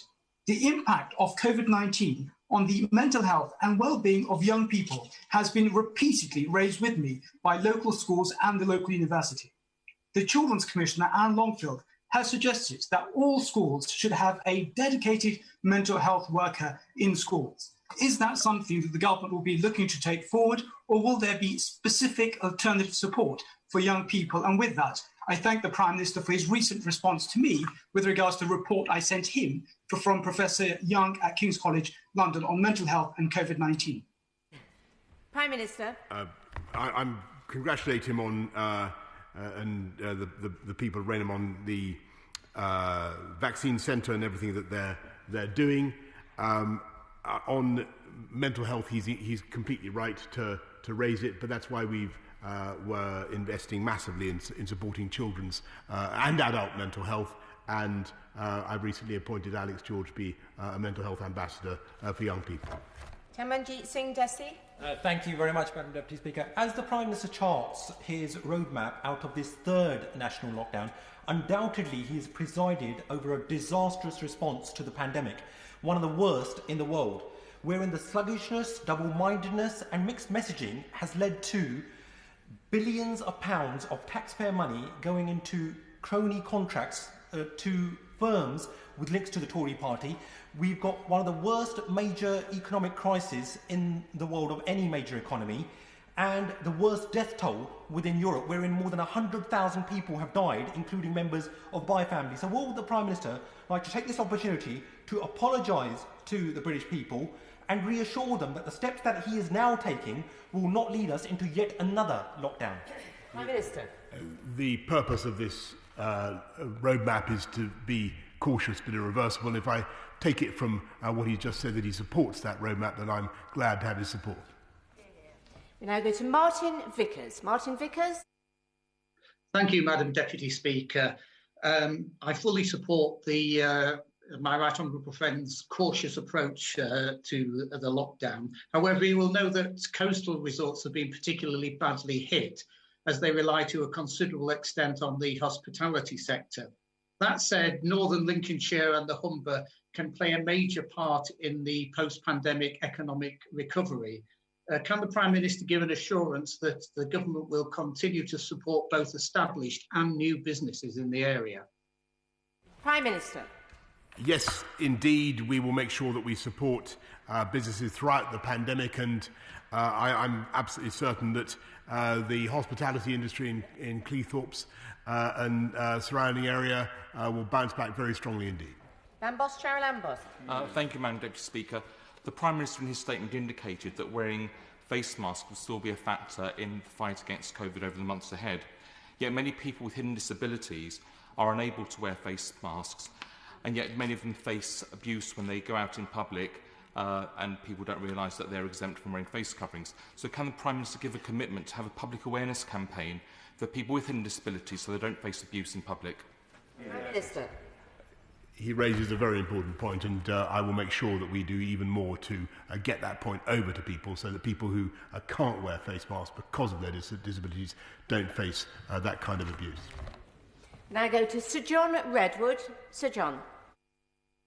Will the government do more to improve airflow and control and extraction in health settings and make more safe use of powerful ultraviolet cleaners to reduce cross-infection further? Prime Minister. My honourable friend raises a very interesting point. I know that our scientific advisors are looking at everything we can do, including the means he suggests, in order to reduce transmission of the disease. Now go to Stephen Bonner. Stephen Bonner. Thanks, Madam Deputy Speaker. Scientific research from leading Scottish universities has today shown substantial reductions in serious COVID-19 hospital admissions following administration of the first dose of the vaccine. Given this success, does the Prime Minister not agree with me? It is now time to prioritise critical public servants, such as our teachers and other key workers, to ensure maximum protections are in place as we begin to ease our way out of this lockdown. Prime Minister. I think that most people in this House would agree, Madam Deputy Speaker, that the JCVI was right in their prioritisation of those who are most vulnerable, and that our ambition in the vaccine rollout programme should be to vaccinate, firstly, those who are most at risk of serious disease and death, and that is the right approach. Moving to Andrew Bowie. Andrew Bowie. Thank you very much, Madam Deputy Speaker. I welcome my right honourable friend's statement this afternoon and very much hope that it is matched by the First Minister's statement to the Scottish Parliament tomorrow, because it is better for business, not least the tourism and hospitality sector, that the whole country moves at the same pace. In that vein, does the Prime Minister agree with me that the incredible success pace and take-up of the vaccine just shows what this country can achieve when we do it together? Prime Minister. He is completely right. My honourable friend is completely right. It's been a stunning example of the whole of the UK working together to roll out a programme that's been absolutely vital for our whole country. And cooperation with the DAs has been terrific on this, but it's something that could not have been achieved without the UK working together. Moving to Stephen Kinnock. Stephen Kinnock. Thank you, Madam Deputy Speaker. The Prime Minister should know that there can be no post-pandemic economic recovery without a strong and healthy UK steel industry. But he should also know that our steel workers are having to compete with one hand tied behind their backs because our electricity costs our steelmakers 86% more than Germany and 62% more than in France. What steps will the Prime Minister be taking to reduce British electricity costs to internationally competitive levels so that our steel industry can thrive in the wake of this pandemic? Prime Minister. He raises a very important point, and of course that was one of the consequences of the some of the taxes, some of the skewing of the prices that have been chosen over many years by government. We want to make sure that we have a steel industry in this country that is able to compete, and we must indeed address the discriminatory costs of energy. He's completely right to raise it. Just a quick reminder, this is about the COVID statement. So we now move to Andrew Selous.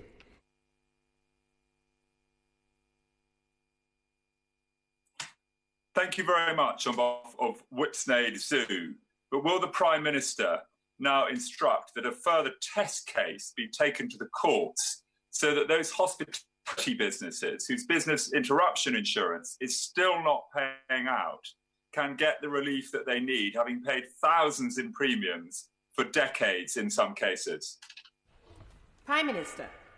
I do hope that the businesses concerned receive the compensation that they are owed and deserve from their insurance packages. But in the meantime, I would just urge him to look out for what the Chancellor is going to say next week by way of continued support.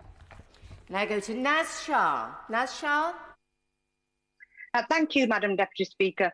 I do welcome the roadmap that has been put before the House this afternoon, certainly because Bradford has had extra restrictions since July. And my question really to the Prime Minister is, he has outlined that hospitality, the industry, will be open by the 12th of April, but wedding industry won't be till June the 21st at the larger venues. That's another 10 weeks for some businesses. That 10 weeks could be the difference between closure and bankruptcy. And we have some amazing wedding venues in Bradford. It's a big part of our industry here. And they can open like restaurants with 2 meters apart.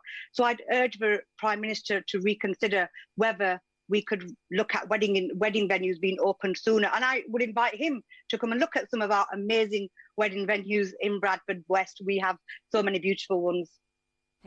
Prime Minister. Well, I'm very happy to take up her invitation to visit the beautiful wedding venues of Bradford. I know they have an extraordinary, they do an amazing job there. But just an answer to her point, we can't do full Cecil B. DeMille weddings earlier than June the 21st. We can do smaller weddings before then, as she knows. But at least the great businesses she talks about now have a date to think about and to aim for. Richard Fuller. Thank you very much, Madam Deputy Speaker. May I thank the Prime Minister for his statement, and in particular the inclusion of dates that help businesses plan. But with respect to international travel, the inside page of our passport states that in the name of Her Majesty, all those whom it may concern, to allow the bearer to pass freely without let or hindrance. And with regard to quarantine hotels, may I remind the Prime Minister that just because a policy is popular does not mean it is right. Prime Minister. I have a high regard for my honourable friend, who I've known for many years, and I know he speaks for many in our party and beyond in what he says. These are very difficult judgments to make, as I know he appreciates. But I think that it is right when you're facing a pandemic like this and the risk of new variants to have a very tough borders and quarantine policy indeed. Now move to Janet Davey. Janet Davey. Thank you, Madam Deputy Speaker. The Prime Minister has been asked several times about how the government procured contracts during this pandemic. My question to the Prime Minister is slightly different, and if there are any plans for the government to claw back on any of the funds on pandemic contracts that have failed, for example, delivering unusable or unsafe PPE at the great expense of the taxpayer. Prime Minister. 99.5% of the PPE that we have received has been of a high standard, but of course where people have fallen down on their contracts, we will claw back the money that we've paid.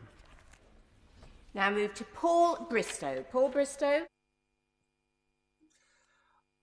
I want to congratulate our NHS and my right honourable friend for the great British success story that is the vaccination programme. Because the UK is ahead of others on vaccination, we can open up sooner. My right honourable friend said he would focus on data, not dates. But these 5-week dates seem arbitrary. If progress against the 4 tests look better than expected, might the government be flexible and review the data and restrictions on a weekly or fortnightly basis and not on predetermined dates? Prime Minister. These not before dates aren't arbitrary, they're crucial, and they're determined by the time you need to evaluate the impact on the pandemic of the openings up that we're doing. And so you need 4 weeks to see, for instance, whether the opening of schools has caused an uncontrollable surge in the pandemic, and then a week to give advice and so on. So they're not arbitrary. They're dictated by the science, and that is the right way forward. But if you look at the overall roadmap, it is, I think, beyond what many other countries are currently able to achieve, and that, as he rightly says, is thanks to the rollout of the vaccination programme. Moving to Andy Slaughter. Andy Slaughter. Thank you, Madam Deputy Speaker. 5 local NHS areas in England, including Hampstead and Fulham, have vaccinated 73% or less of the over 70s, despite the very best efforts of NHS and public health staff and volunteers. This falls to a 60% take-up for the most deprived 10th of residents and below 50% for some ethnic minority groups. As the country moves on to vaccinate younger and less at-risk groups, what comfort can the Prime Minister give to the quarter of my elderly, vulnerable constituents that his government have left behind? Prime Minister. Take-up is accelerating actually amongst all those groups, but he's right to say that it's been slower in some groups than others, and that's why we've rolled out the network of community champions. But it's also important for him and for all of us, ourselves, to champion the uptake of vaccines across all our communities in our constituencies. Now moving to Mike Wood. Mike Wood. Thank you, Madam Deputy Speaker. The vaccine rollout has been more successful than even the most optimistic of us could have predicted in December. And while the Prime Minister is clearly right to insist that this roadmap must be irreversible so that we don't risk a further lockdown, will he make sure that if vaccinations prove to be as effective as we all hope, the government can still continue to review whether later stages might progress more quickly as long as the number of deaths and hospital admissions continue to fall? Prime Minister.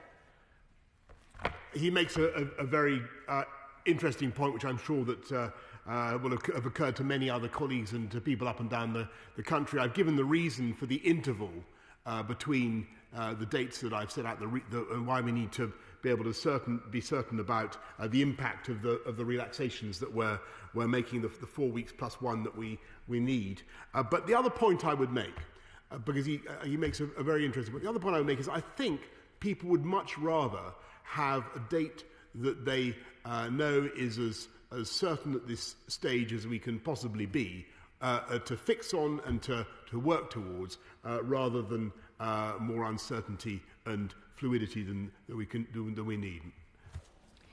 61 withdrawn, so we go to James Wilde. James. Thank you, Madam Deputy Speaker. Last week I met Kathy, the practice manager, and the team, including volunteers at St James Medical Practice, who vaccinated thousands of people in northwest Norfolk. Will my honourable friend join with me in paying tribute to them and those other sites in Kings Lynn and Snettisham who are making it possible to reopen our hospitality sector, albeit more slowly than some would want, as well as, very importantly, reopening our schools and other businesses in the coming weeks? Prime Minister. Yes, I do. And I thank everybody involved in the vaccination programme in northwest Norfolk, and I thank my honourable friend for championing the vaccinators. We go to Alison Thewlis. Alison Thewlis. Thank you very much. The APPG gaps in support heard evidence last week on how tens of thousands of women have been forgotten about during this pandemic. So will the Prime Minister meet with the Maternity Action, Pregnant Then Screwed, Bethany Power and Snala Joshi to hear how he can redress the balance and how he can redress the unfairness that those who were pregnant and on maternity leave have faced during the pandemic? Prime Minister. She raises an important point. I'll certainly make sure that the relevant minister receives such a delegation. Now move to Julian Sturdy. Julian Sturdy. Thank you, Madam Deputy Speaker. In view of the Prime Minister's sensible commitment to act on the basis of data, not data, which I fully support, can he clarify if there is scope and flexibility in his roadmap to go faster in relaxing restrictions if the vaccination programme proceeds more rapidly than expected and the data shows enhanced effectiveness of the vaccine as more of that data comes forward, resulting in radically reduced transmission and hospital admissions? Surely, if we're following the data, that flexibility has to work both ways.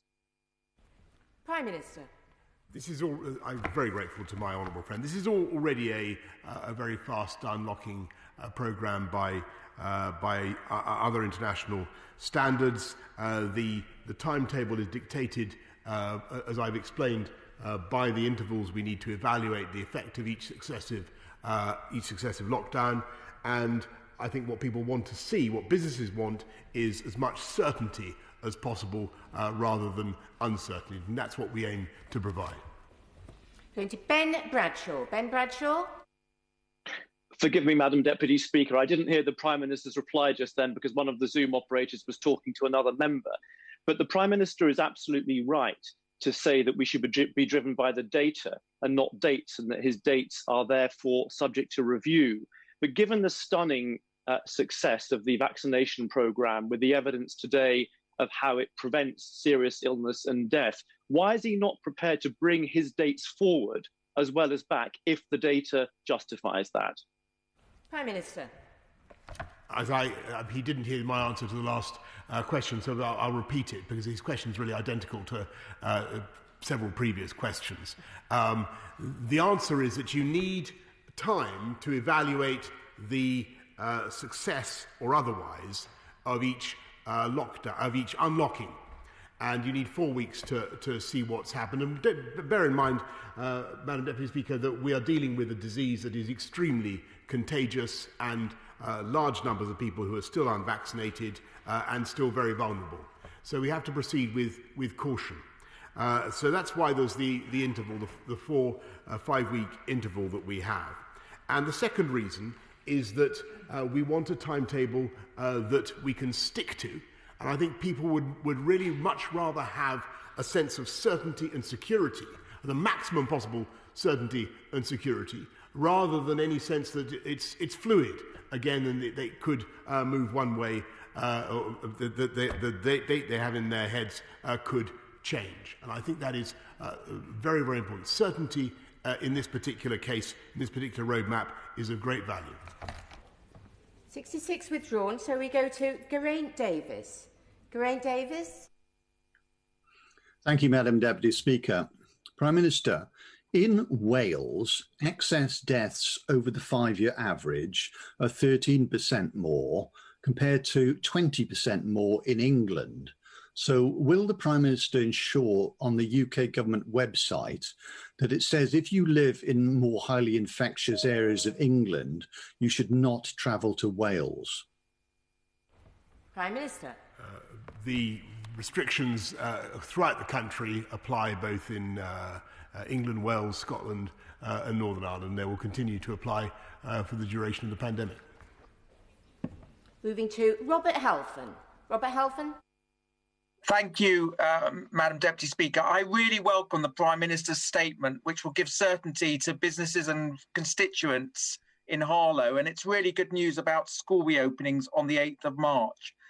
Given that so many children have lost months of school, impacting their education attainment and mental health, will he ensure that every pupil is assessed for their loss of learning and how much catch-up is needed? And will he consider extending the school day, not by putting an extra burden on teachers and support staff, but by using civil society to offer sporting activities, mental health support and academic catch-up where necessary? Prime Minister. I thank my right honourable friend. That's exactly why I've appointed Sir Kevin Collins to be the Educational Recovery Commissioner to champion all those ideas, all those initiatives that he's just rightly mentioned, and he'll be hearing more about that all later this week. Now going to Joanna Cherry. Joanna Cherry. Thank you, Madam Deputy Speaker. While the government's announcement that indoor care home visiting for one named person, one named relative, is to be permitted from 8th March, while that sounds like progress, the fact that this remains a matter for guidance only is very concerning. The Joint Committee on Human Rights has heard too many examples of previous guidance on this issue not being followed, denying meaningful visits when these might safely be facilitated. The Joint Committee has drafted regulations that would ensure that nobody in a care home was denied a face-to-face visit without a carefully thought-through, individualised risk assessment. Will the Prime Minister commit to bringing these regulations into force? Prime Minister. Well, I just direct the right honourable lady to what I said earlier on about ensuring that people do get the ability to see a nominated visitor, and also to remind her of the sad reality of the infection that we've seen in care homes and the need to protect against it. There is a balance to be struck, as she knows. Richard Harden. Thank you very much, Madam Deputy Speaker, and I thank the Prime Minister for his statement. Everyone, especially young people, small businesses in the hospitality and pub sector in North West Durham, but across the country, have made massive sacrifices to achieve the huge progress in tackling the pandemic. As long as the government's world-leading vaccine programme continues, the roadmap means we'll now be off almost restrictions by late June, with that certain approach the Prime Minister is pushing for. Therefore, can I extend to him an invitation to the Prime Minister, his fiancée Carrie, Wilfred and Dylan to visit North West Durham this summer to see some of Britain's most beautiful but least well-known countryside? I thank my honourable friend. I can't. Wild horses wouldn't keep me away from North West Durham. I'm telling that. We now go to Asfal Khan. Asfal Khan. Thank you, Madam Deputy Speaker. Earlier this month, nearly half of constituents I surveyed reported severe levels of financial insecurity. Shockingly, almost a third also said they struggle to afford daily living costs. This is the financial reality of millions around the country. One respondent told me that they feel hopeless, utterly hopeless about their financial situation. The Prime Minister could now deliver some peace of mind for my constituents by agreeing to extend the support schemes that have kept many families afloat during this crisis. This includes expanding payments for people self-isolating. Will he do so? Prime Minister. We'll continue to look after people throughout the pandemic. Jacob Young. Thank you, Madam Deputy Speaker. Our vaccine rollout so far has been an amazing success, and I want to thank those at Eston PCN, Redcar Hospital, James Cook and the Government for their efforts in delivering it. We're hitting targets and reaching new milestones each day, and soon we will have the Novavax vaccine made in Teesside to help us as well. Can I ask the Prime Minister when he expects this new Teesside vaccine to be approved by the MHRA? I was thrilled to go up to Teesside and to see the site where the Novavax vaccine will be made, and in fact to look at one of the bioreactors that will be used. I can't give an exact date by which the MHRA will give approval, but we're pretty confident, Madam Deputy Speaker, that it will be forthcoming before too long. Now going to Graham Morris. Graham Morris. Thank you, Madam Deputy Speaker. Is the Prime Minister aware of the Catch Up with Cancer campaign and the urgent need for funding to clear the cancer backlog? Otherwise, we risk turning the COVID crisis into a cancer crisis with tens of thousands more lives lost.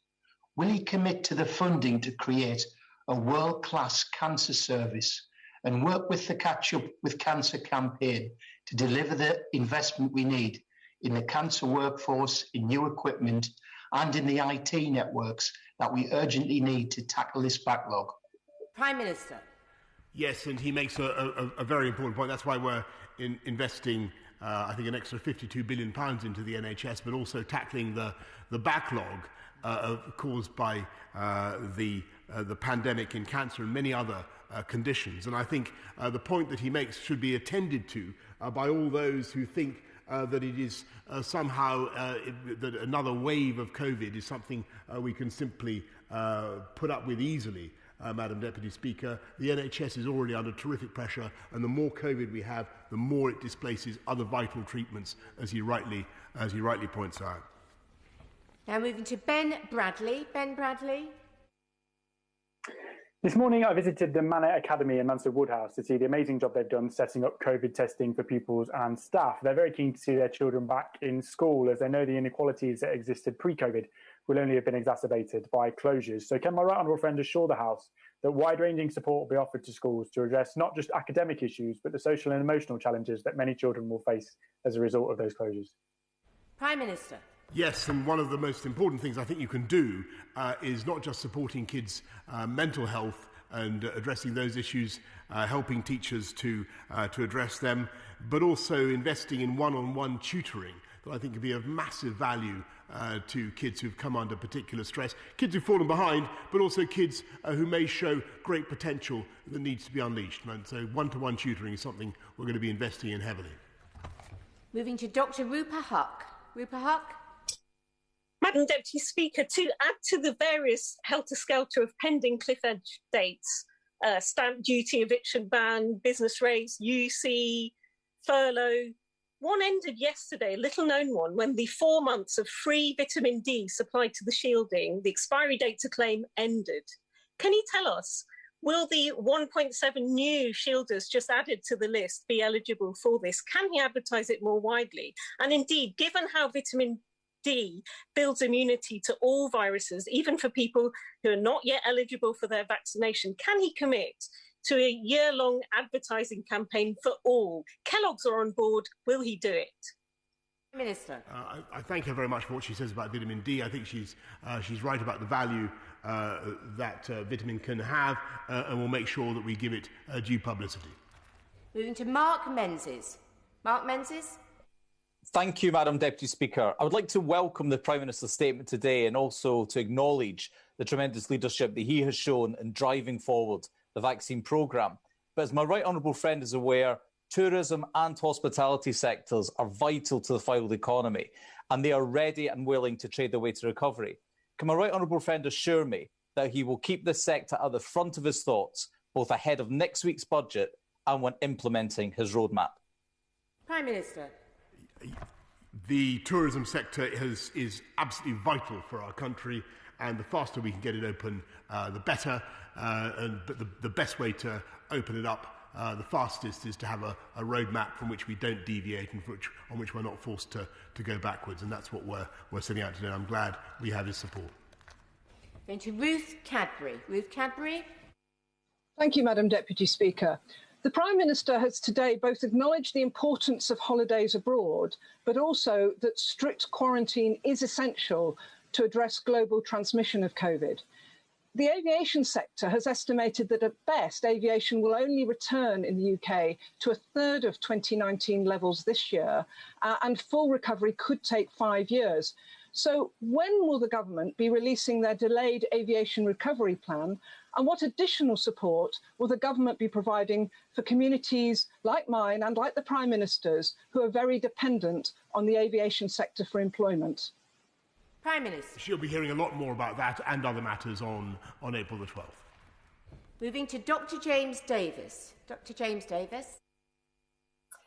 Thank you, Madam Deputy Speaker. My right honourable friend has quite rightly placed an emphasis on the reopening of schools, with a return to school of all children in England on the 8th of March. In Wales, primary school children aged 7 and under will return this week, while it's hoped that the remainder of primary school children and some older pupils taking qualifications may return on the 15th of March. However, there appear to be no plans for most secondary school pupils to return in Wales until after Easter, potentially beyond the reopening of some non-essential shops. Will the Prime Minister urge the Welsh Government to reconsider its approach, given the harm that young people have already endured during this pandemic? Minister. Well, thank my honourable friend. Obviously, that is a matter for the devolved authority, but I'm sure he shares my hope that all pupils will be back in school as fast as possible, and that we'll hear from the Labour Party in Wales that schools are safe. Moving to Maria Eagle. Maria Eagle. Thank you, Madam Deputy Speaker. In Liverpool, only 23% of those who applied for test, trace and isolate payment received it, and over 2/5 of them received a discretionary payment from money which is now exhausted. Now, effectively facilitating isolation is going to be key in preventing the resurgence of the virus via new strains, which might compromise the vaccine. So does the Prime Minister accept that eligibility for the test, trace and isolate payment is not drawn widely enough to provide support to those who need it and who can't afford to stop work without extra help? And will he agree to extend it to include all of those people who have no access to statutory sick pay?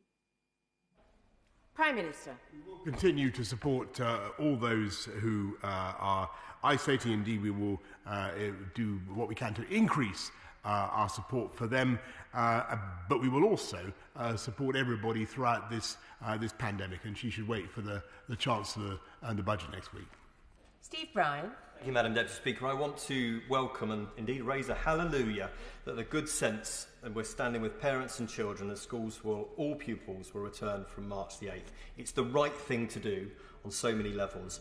Can I ask the Prime Minister, though, what evidence has driven his decision that outdoor sport, not in-school outdoor sport, wider outdoor sport, for those same children cannot go ahead for at least another month? And after all the good work that they've done last year to create COVID-secure environments, restaurants and cafes face another 3 months before they can open in any meaningful way. What is the evidence that he's seen that's convinced him to make that decision today? Thank you. Actually, thank my honour. Actually, outdoor sport for schools can go ahead from March the 8th, as I said earlier on, and the evidence for all the decisions that we've taken, a massive quantity of scientific evidence has been deposited today with the House. We now go to Yvette Cooper. Yvette Cooper. Thank you, Madam Deputy Speaker. Our COVID rates in Yorkshire have fallen much more slowly than in London and the South East, partly because fewer people can work from home and more people in our towns have to go out to work to keep our factories and distribution centres running. The Prime Minister keeps saying he's supporting self-isolation, but most workers are not getting that support, and that is particularly hitting our manufacturing towns. So will he think again? Will he extend that support, help those workers and help us get our rates down? Prime Minister. Thank her. We are indeed increasing our support, as I said, for people who are self-isolating, and continue to look after workers throughout the pandemic. But the best thing for all those businesses is to continue as they're doing in Yorkshire to get the disease down and keep it under control. I'm afraid we've mislaid Alex Shelbrooke, but we will try to return to him. So we move straight to Vicky Foxcroft. Deputy Speaker, disabled people have been one of the hardest hit groups during this pandemic. Communication with disabled people and those shielding has been poor. Far too often, communications have been late and not in accessible formats. But the Prime Minister can seek to rectify this now. Will he provide a clear roadmap for those people shielding so they know when it's safe for them to rejoin society? Prime Minister. Yes, indeed, and it's here. It's the roadmap that she should have with her now, which is online now, and the measures specifically for disabled people, for those shielding, are clearly set out. Now moving to Simon Clarke. Simon Clarke. Thank you, Madam Deputy Speaker. I congratulate my right honourable friend on his sensible and measured statement, just as I echo my honourable friend for Redcar and thanking all those across the Tees Valley involved in the vaccine rollout so far. Children and parents will be delighted that schools across England return on the 8th of March. I fear greatly that white working class children will have borne the brunt in terms of lack of progress in educational attainment during this time. Can I urge a specific focus on targeted support for those young people as we rebuild our country? Prime Minister. We will, I'm really grateful, we will support all pupils who've suffered loss to their learning as a result of the pandemic, and that's why I think we've bought 1.3 million laptops. We've now distributed, put another billion and 1.3 billion into catch-up of all kinds. But you know, he's totally right to focus on this. It is, I think, the #1 challenge the country faces now. Smith. Thank you, Madam Deputy Speaker. Our university students, many of whom were not eligible for furlough for their part-time jobs, were already struggling financially. Today's roadmap suggests the vast majority of those students won't be able to return to their university accommodation until after Easter at best. They're legally being prevented from returning to accommodation they're obliged to pay for. Does the Prime Minister think this fair? And if he doesn't think it's fair, what's he going to do about it? Prime Minister. I sympathise deeply with students who've had an absolutely, a time at university that no other generation has put up with. I sympathise deeply with their sense of unfairness, the experiences that they've had. They've also been heroic, by the way, in the way that they've been able to bring the disease down in some of their university towns through obeying the guidance. We will do whatever we can to support them, working with the university sector to make up for what the experiences that they've been through, and making sure that insofar as we can, we help them to get compensation. Mark Fletcher. Thank you, Madam Deputy Speaker, and I very much welcome the Prime Minister's statement today and a sustainable way out of this situation. And it is absolutely right that we prioritise the reopening of schools and getting all children back into the classroom. Does the Prime Minister agree with me that it is now essential that we work with parents and teachers and schools to develop a long-term plan for pupils to catch up on the education that they have missed out on, particularly in areas like Bolsover? My honourable friend is absolutely right, and that's why Sir Kevin Collins has been appointed as the Education Recovery Commissioner, and we'll be setting out plans that are intended not just to remediate the loss that kids have suffered during the pandemic, but also to take our educational system forward and to do things that possibly we wouldn't have done before, to find new ways of teaching and learning that will make up the difference for those kids and more. So we've relocated Alex Shelbrook, so we'll go now to him. Alex Shelbrook. Thank you, Madam Deputy Speaker. Madam Deputy Speaker, in my constituency, there are a lot of strong community events, especially things such as Zumba classes, which I get a lot of emails on. So could I ask my right honourable friend, when does he envisage that indoor activities in village halls and the like for Zumba classes may be allowed to start again? Prime Minister. Madam Deputy Speaker, if you can do outdoor Zumba, then you could. Then obviously March the 29th is the date for you. Always assuming you can't do it one-on-one, in which case you could do it earlier. But indoor, as he will have picked up from what I've said earlier, is currently down for May the 17th. May the 17th, along with all other indoor settings. We now go to Navendu Mishra. Madam Deputy Speaker, Macmillan Cancer Support has warned that more than 100,000 people live with cancer in the UK are struggling to cover basic living costs due to the impact of COVID-19. Tragically, many cancer patients who are having difficulty paying for essentials have experienced suicidal thoughts in recent months. Will the Prime Minister commit to making the £20 per week universal credit increase permanent and extend this uplift to legacy benefits? Prime Minister. He's totally right to raise the issue of cancer patients, other patients who need treatment, and we're going to do everything we can to clear the backlog as fast as we possibly can. It's one of the reasons we've got to keep the COVID virus going down, Madam Deputy Speaker, and he'll be hearing more next week from the Chancellor about supporting people across the country. Sir Edward Lee. It seems to me that many of the 88 people who've gone before me and who've been critical of the Prime Minister have been wise after the event. So let me now do precisely that and plead guilty to this charge.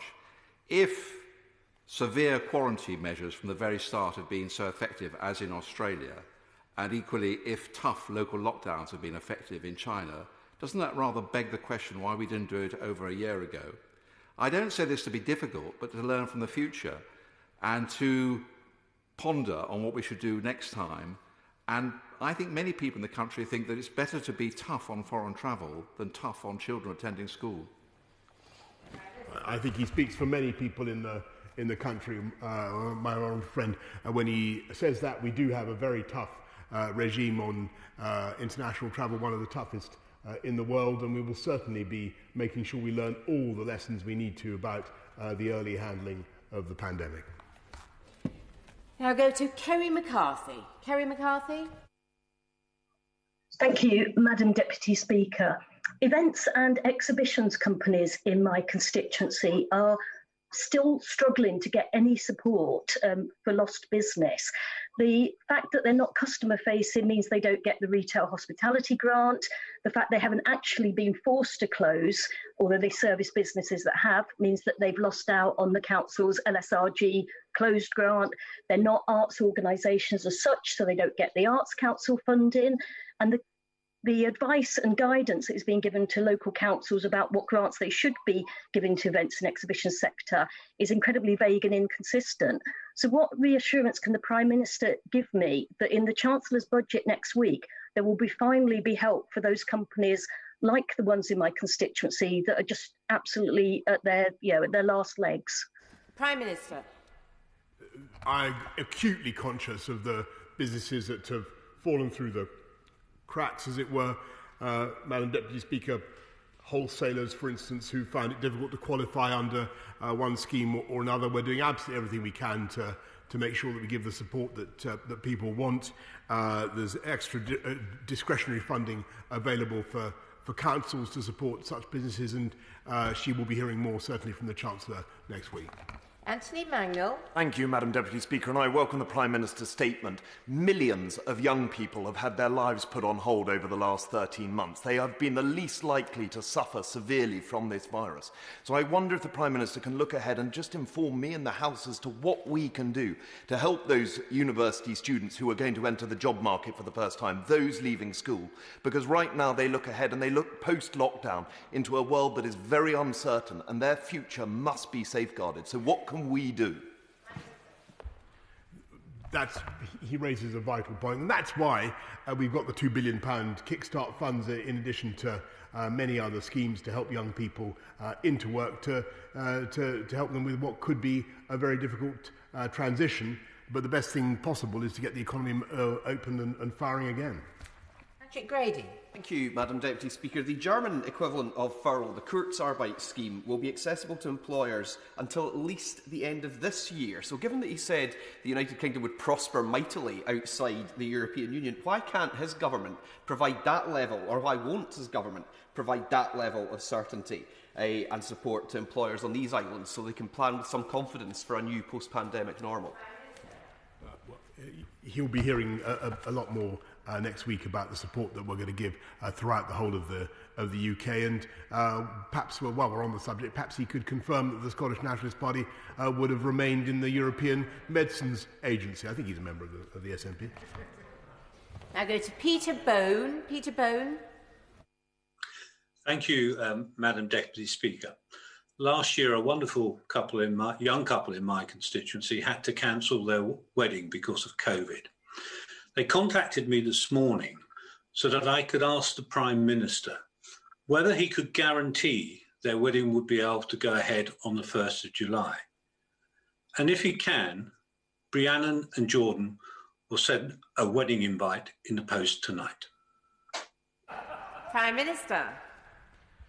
I thank my honourable friend. I can't absolutely guarantee that Rhiannon and Jordan's wedding will be able to go ahead on the 1st of July, but if we can stick with this roadmap, and I hope very much that we can, then all is set fair for them, and I hope the sun will shine on them both, with or without my presence.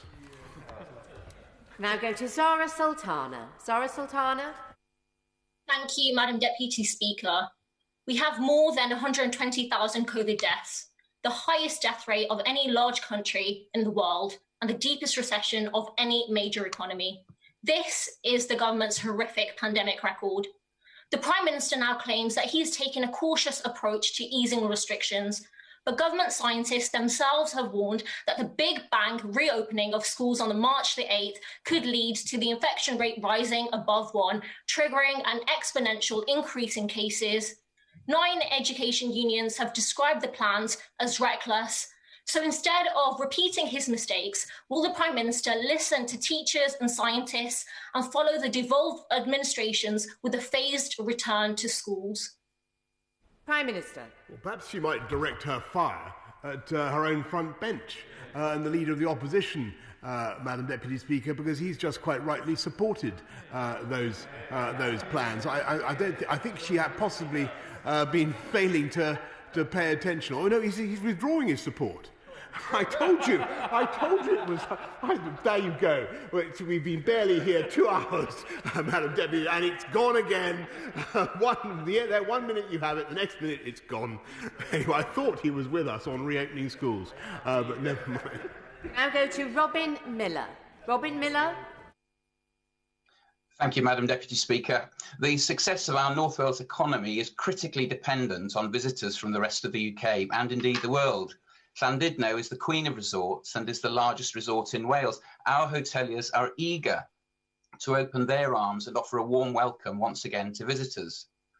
Will my right honourable friend continue his good work with the Welsh Government to ensure there are no obstacles put in the way of visitors? And can he also confirm that shared prosperity funds will be used to accelerate an economic recovery in places like Aberconwy? Prime Minister.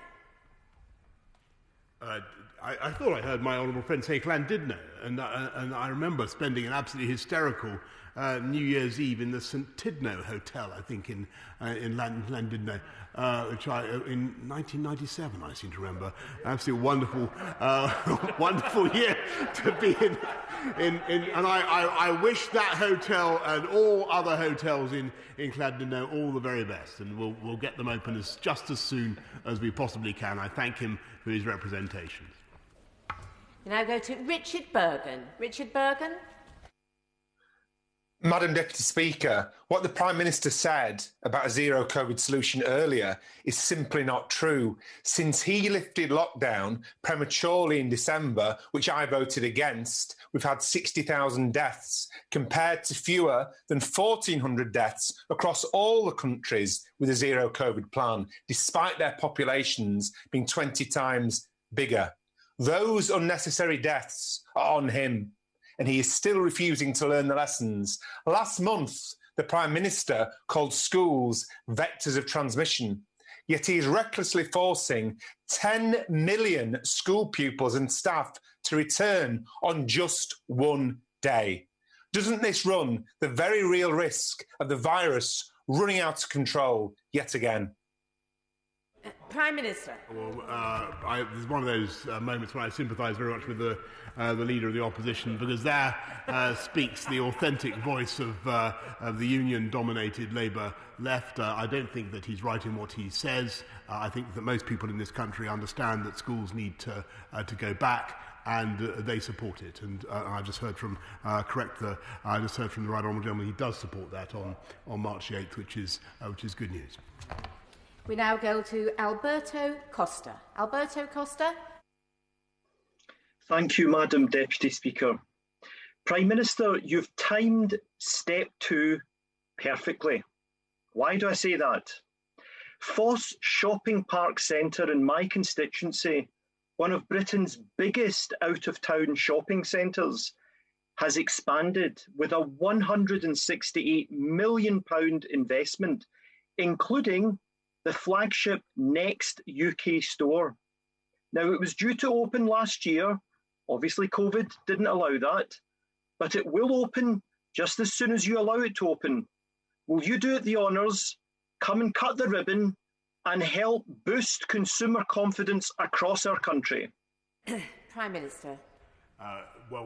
Non-essential retail, as I've told the House, will be opening on April the 12th. Whether I'm essential to the opening of Foss Park, I doubt, but I'm very grateful to him for the invitation. I'm sure that if I can't get there, he'll do a magnificent job in my place.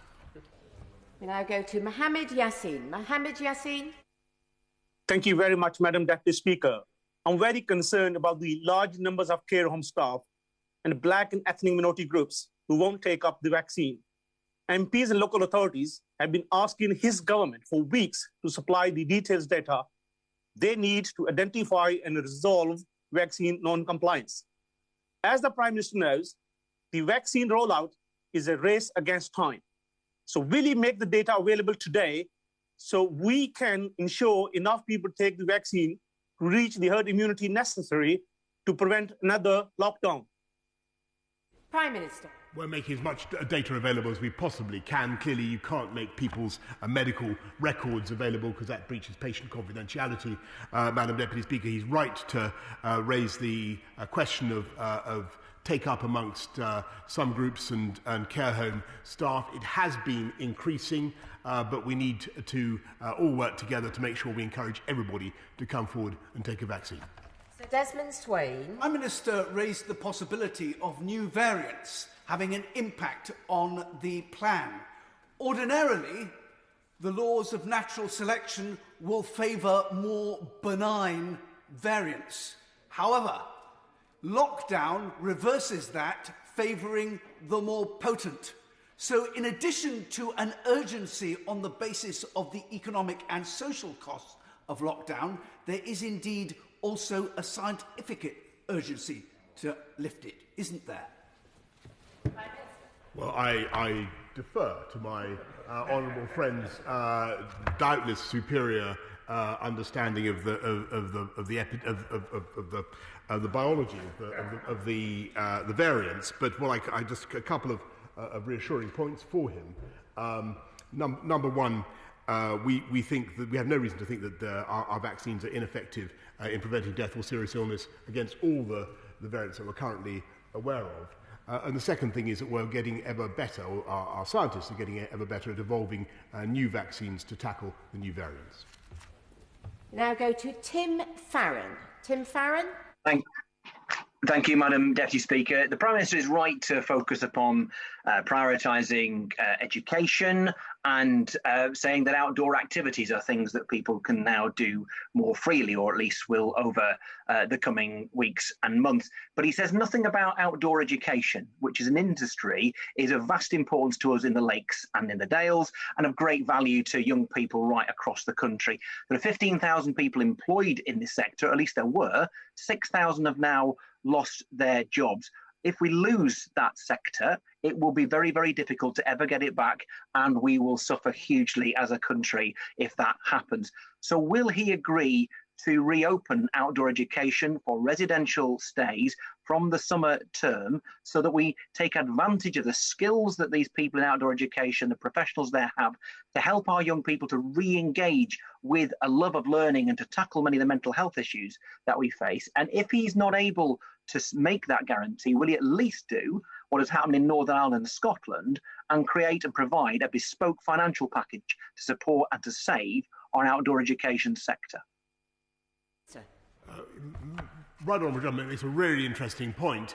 As you know, indoor education is opening on March the 8th. So given that transmission is much less likely outdoors, I would have thought that a fortiori, outdoor education should be able to open on the same date. But I'll make sure that we get back to him if that should for any reason turn out not to be the case. I can't see why it shouldn't be the case, but we'll get back to him. Final question, Jason McCartney. Jason McCartney. Thank you, Madam Deputy Speaker. And as the owner of one of my local hair salons has just said, the future now looks a little brighter thanks to this roadmap. Will the Prime Minister join me in thanking the wonderful volunteers, GPs, pharmacies and nurses who have helped administer thousands of vaccines in my area? And finally, can he also make sure that the Chancellor announces in his budget support for the wedding, hospitality and event sectors who will have to wait just a little bit longer now before they can fully reopen safely? Yes, sir. I think he's caught the tone of it exactly right, that there is just a little bit longer to go now. The Chancellor will be setting out the support that we need to put in place for all the businesses that he mentions. I echo his support and his thanks to them, particularly to hair salons, which I look forward to being able to use without too much delay myself, Madam Deputy Speaker. Thank the Prime Minister for his statement, and am now suspending. Point of order, Steve Bryan. Thank you very much for that. The Prime Minister has obviously today outlined a very helpful roadmap for reopening our economy and our society. Can I ask the Chair whether any such plan exists for our House of Commons. The Prime Minister obviously referred to Parliament in his statement. The House of Commons, by any standard, remains a shadow of its former self in terms of the debate that's held, let alone the range and the effectiveness of the scrutiny of the executive, which is, after all, our job. So can I ask whether any plan exists for our House of Commons and when we might get sight of that? Well, I'm grateful to the honourable gentleman for giving notice of his point of order. As he knows, the House's procedures have adapted and continue to adapt in the light of COVID-19. I do understand the points that he makes, but it will be up to the government to bring forward a motion to extend or amend our current arrangements, and I'm sure that ministers, including the Prime Minister, will have heard his comments. So I'm now suspending the House for 3 minutes to make the necessary arrangements for the next business.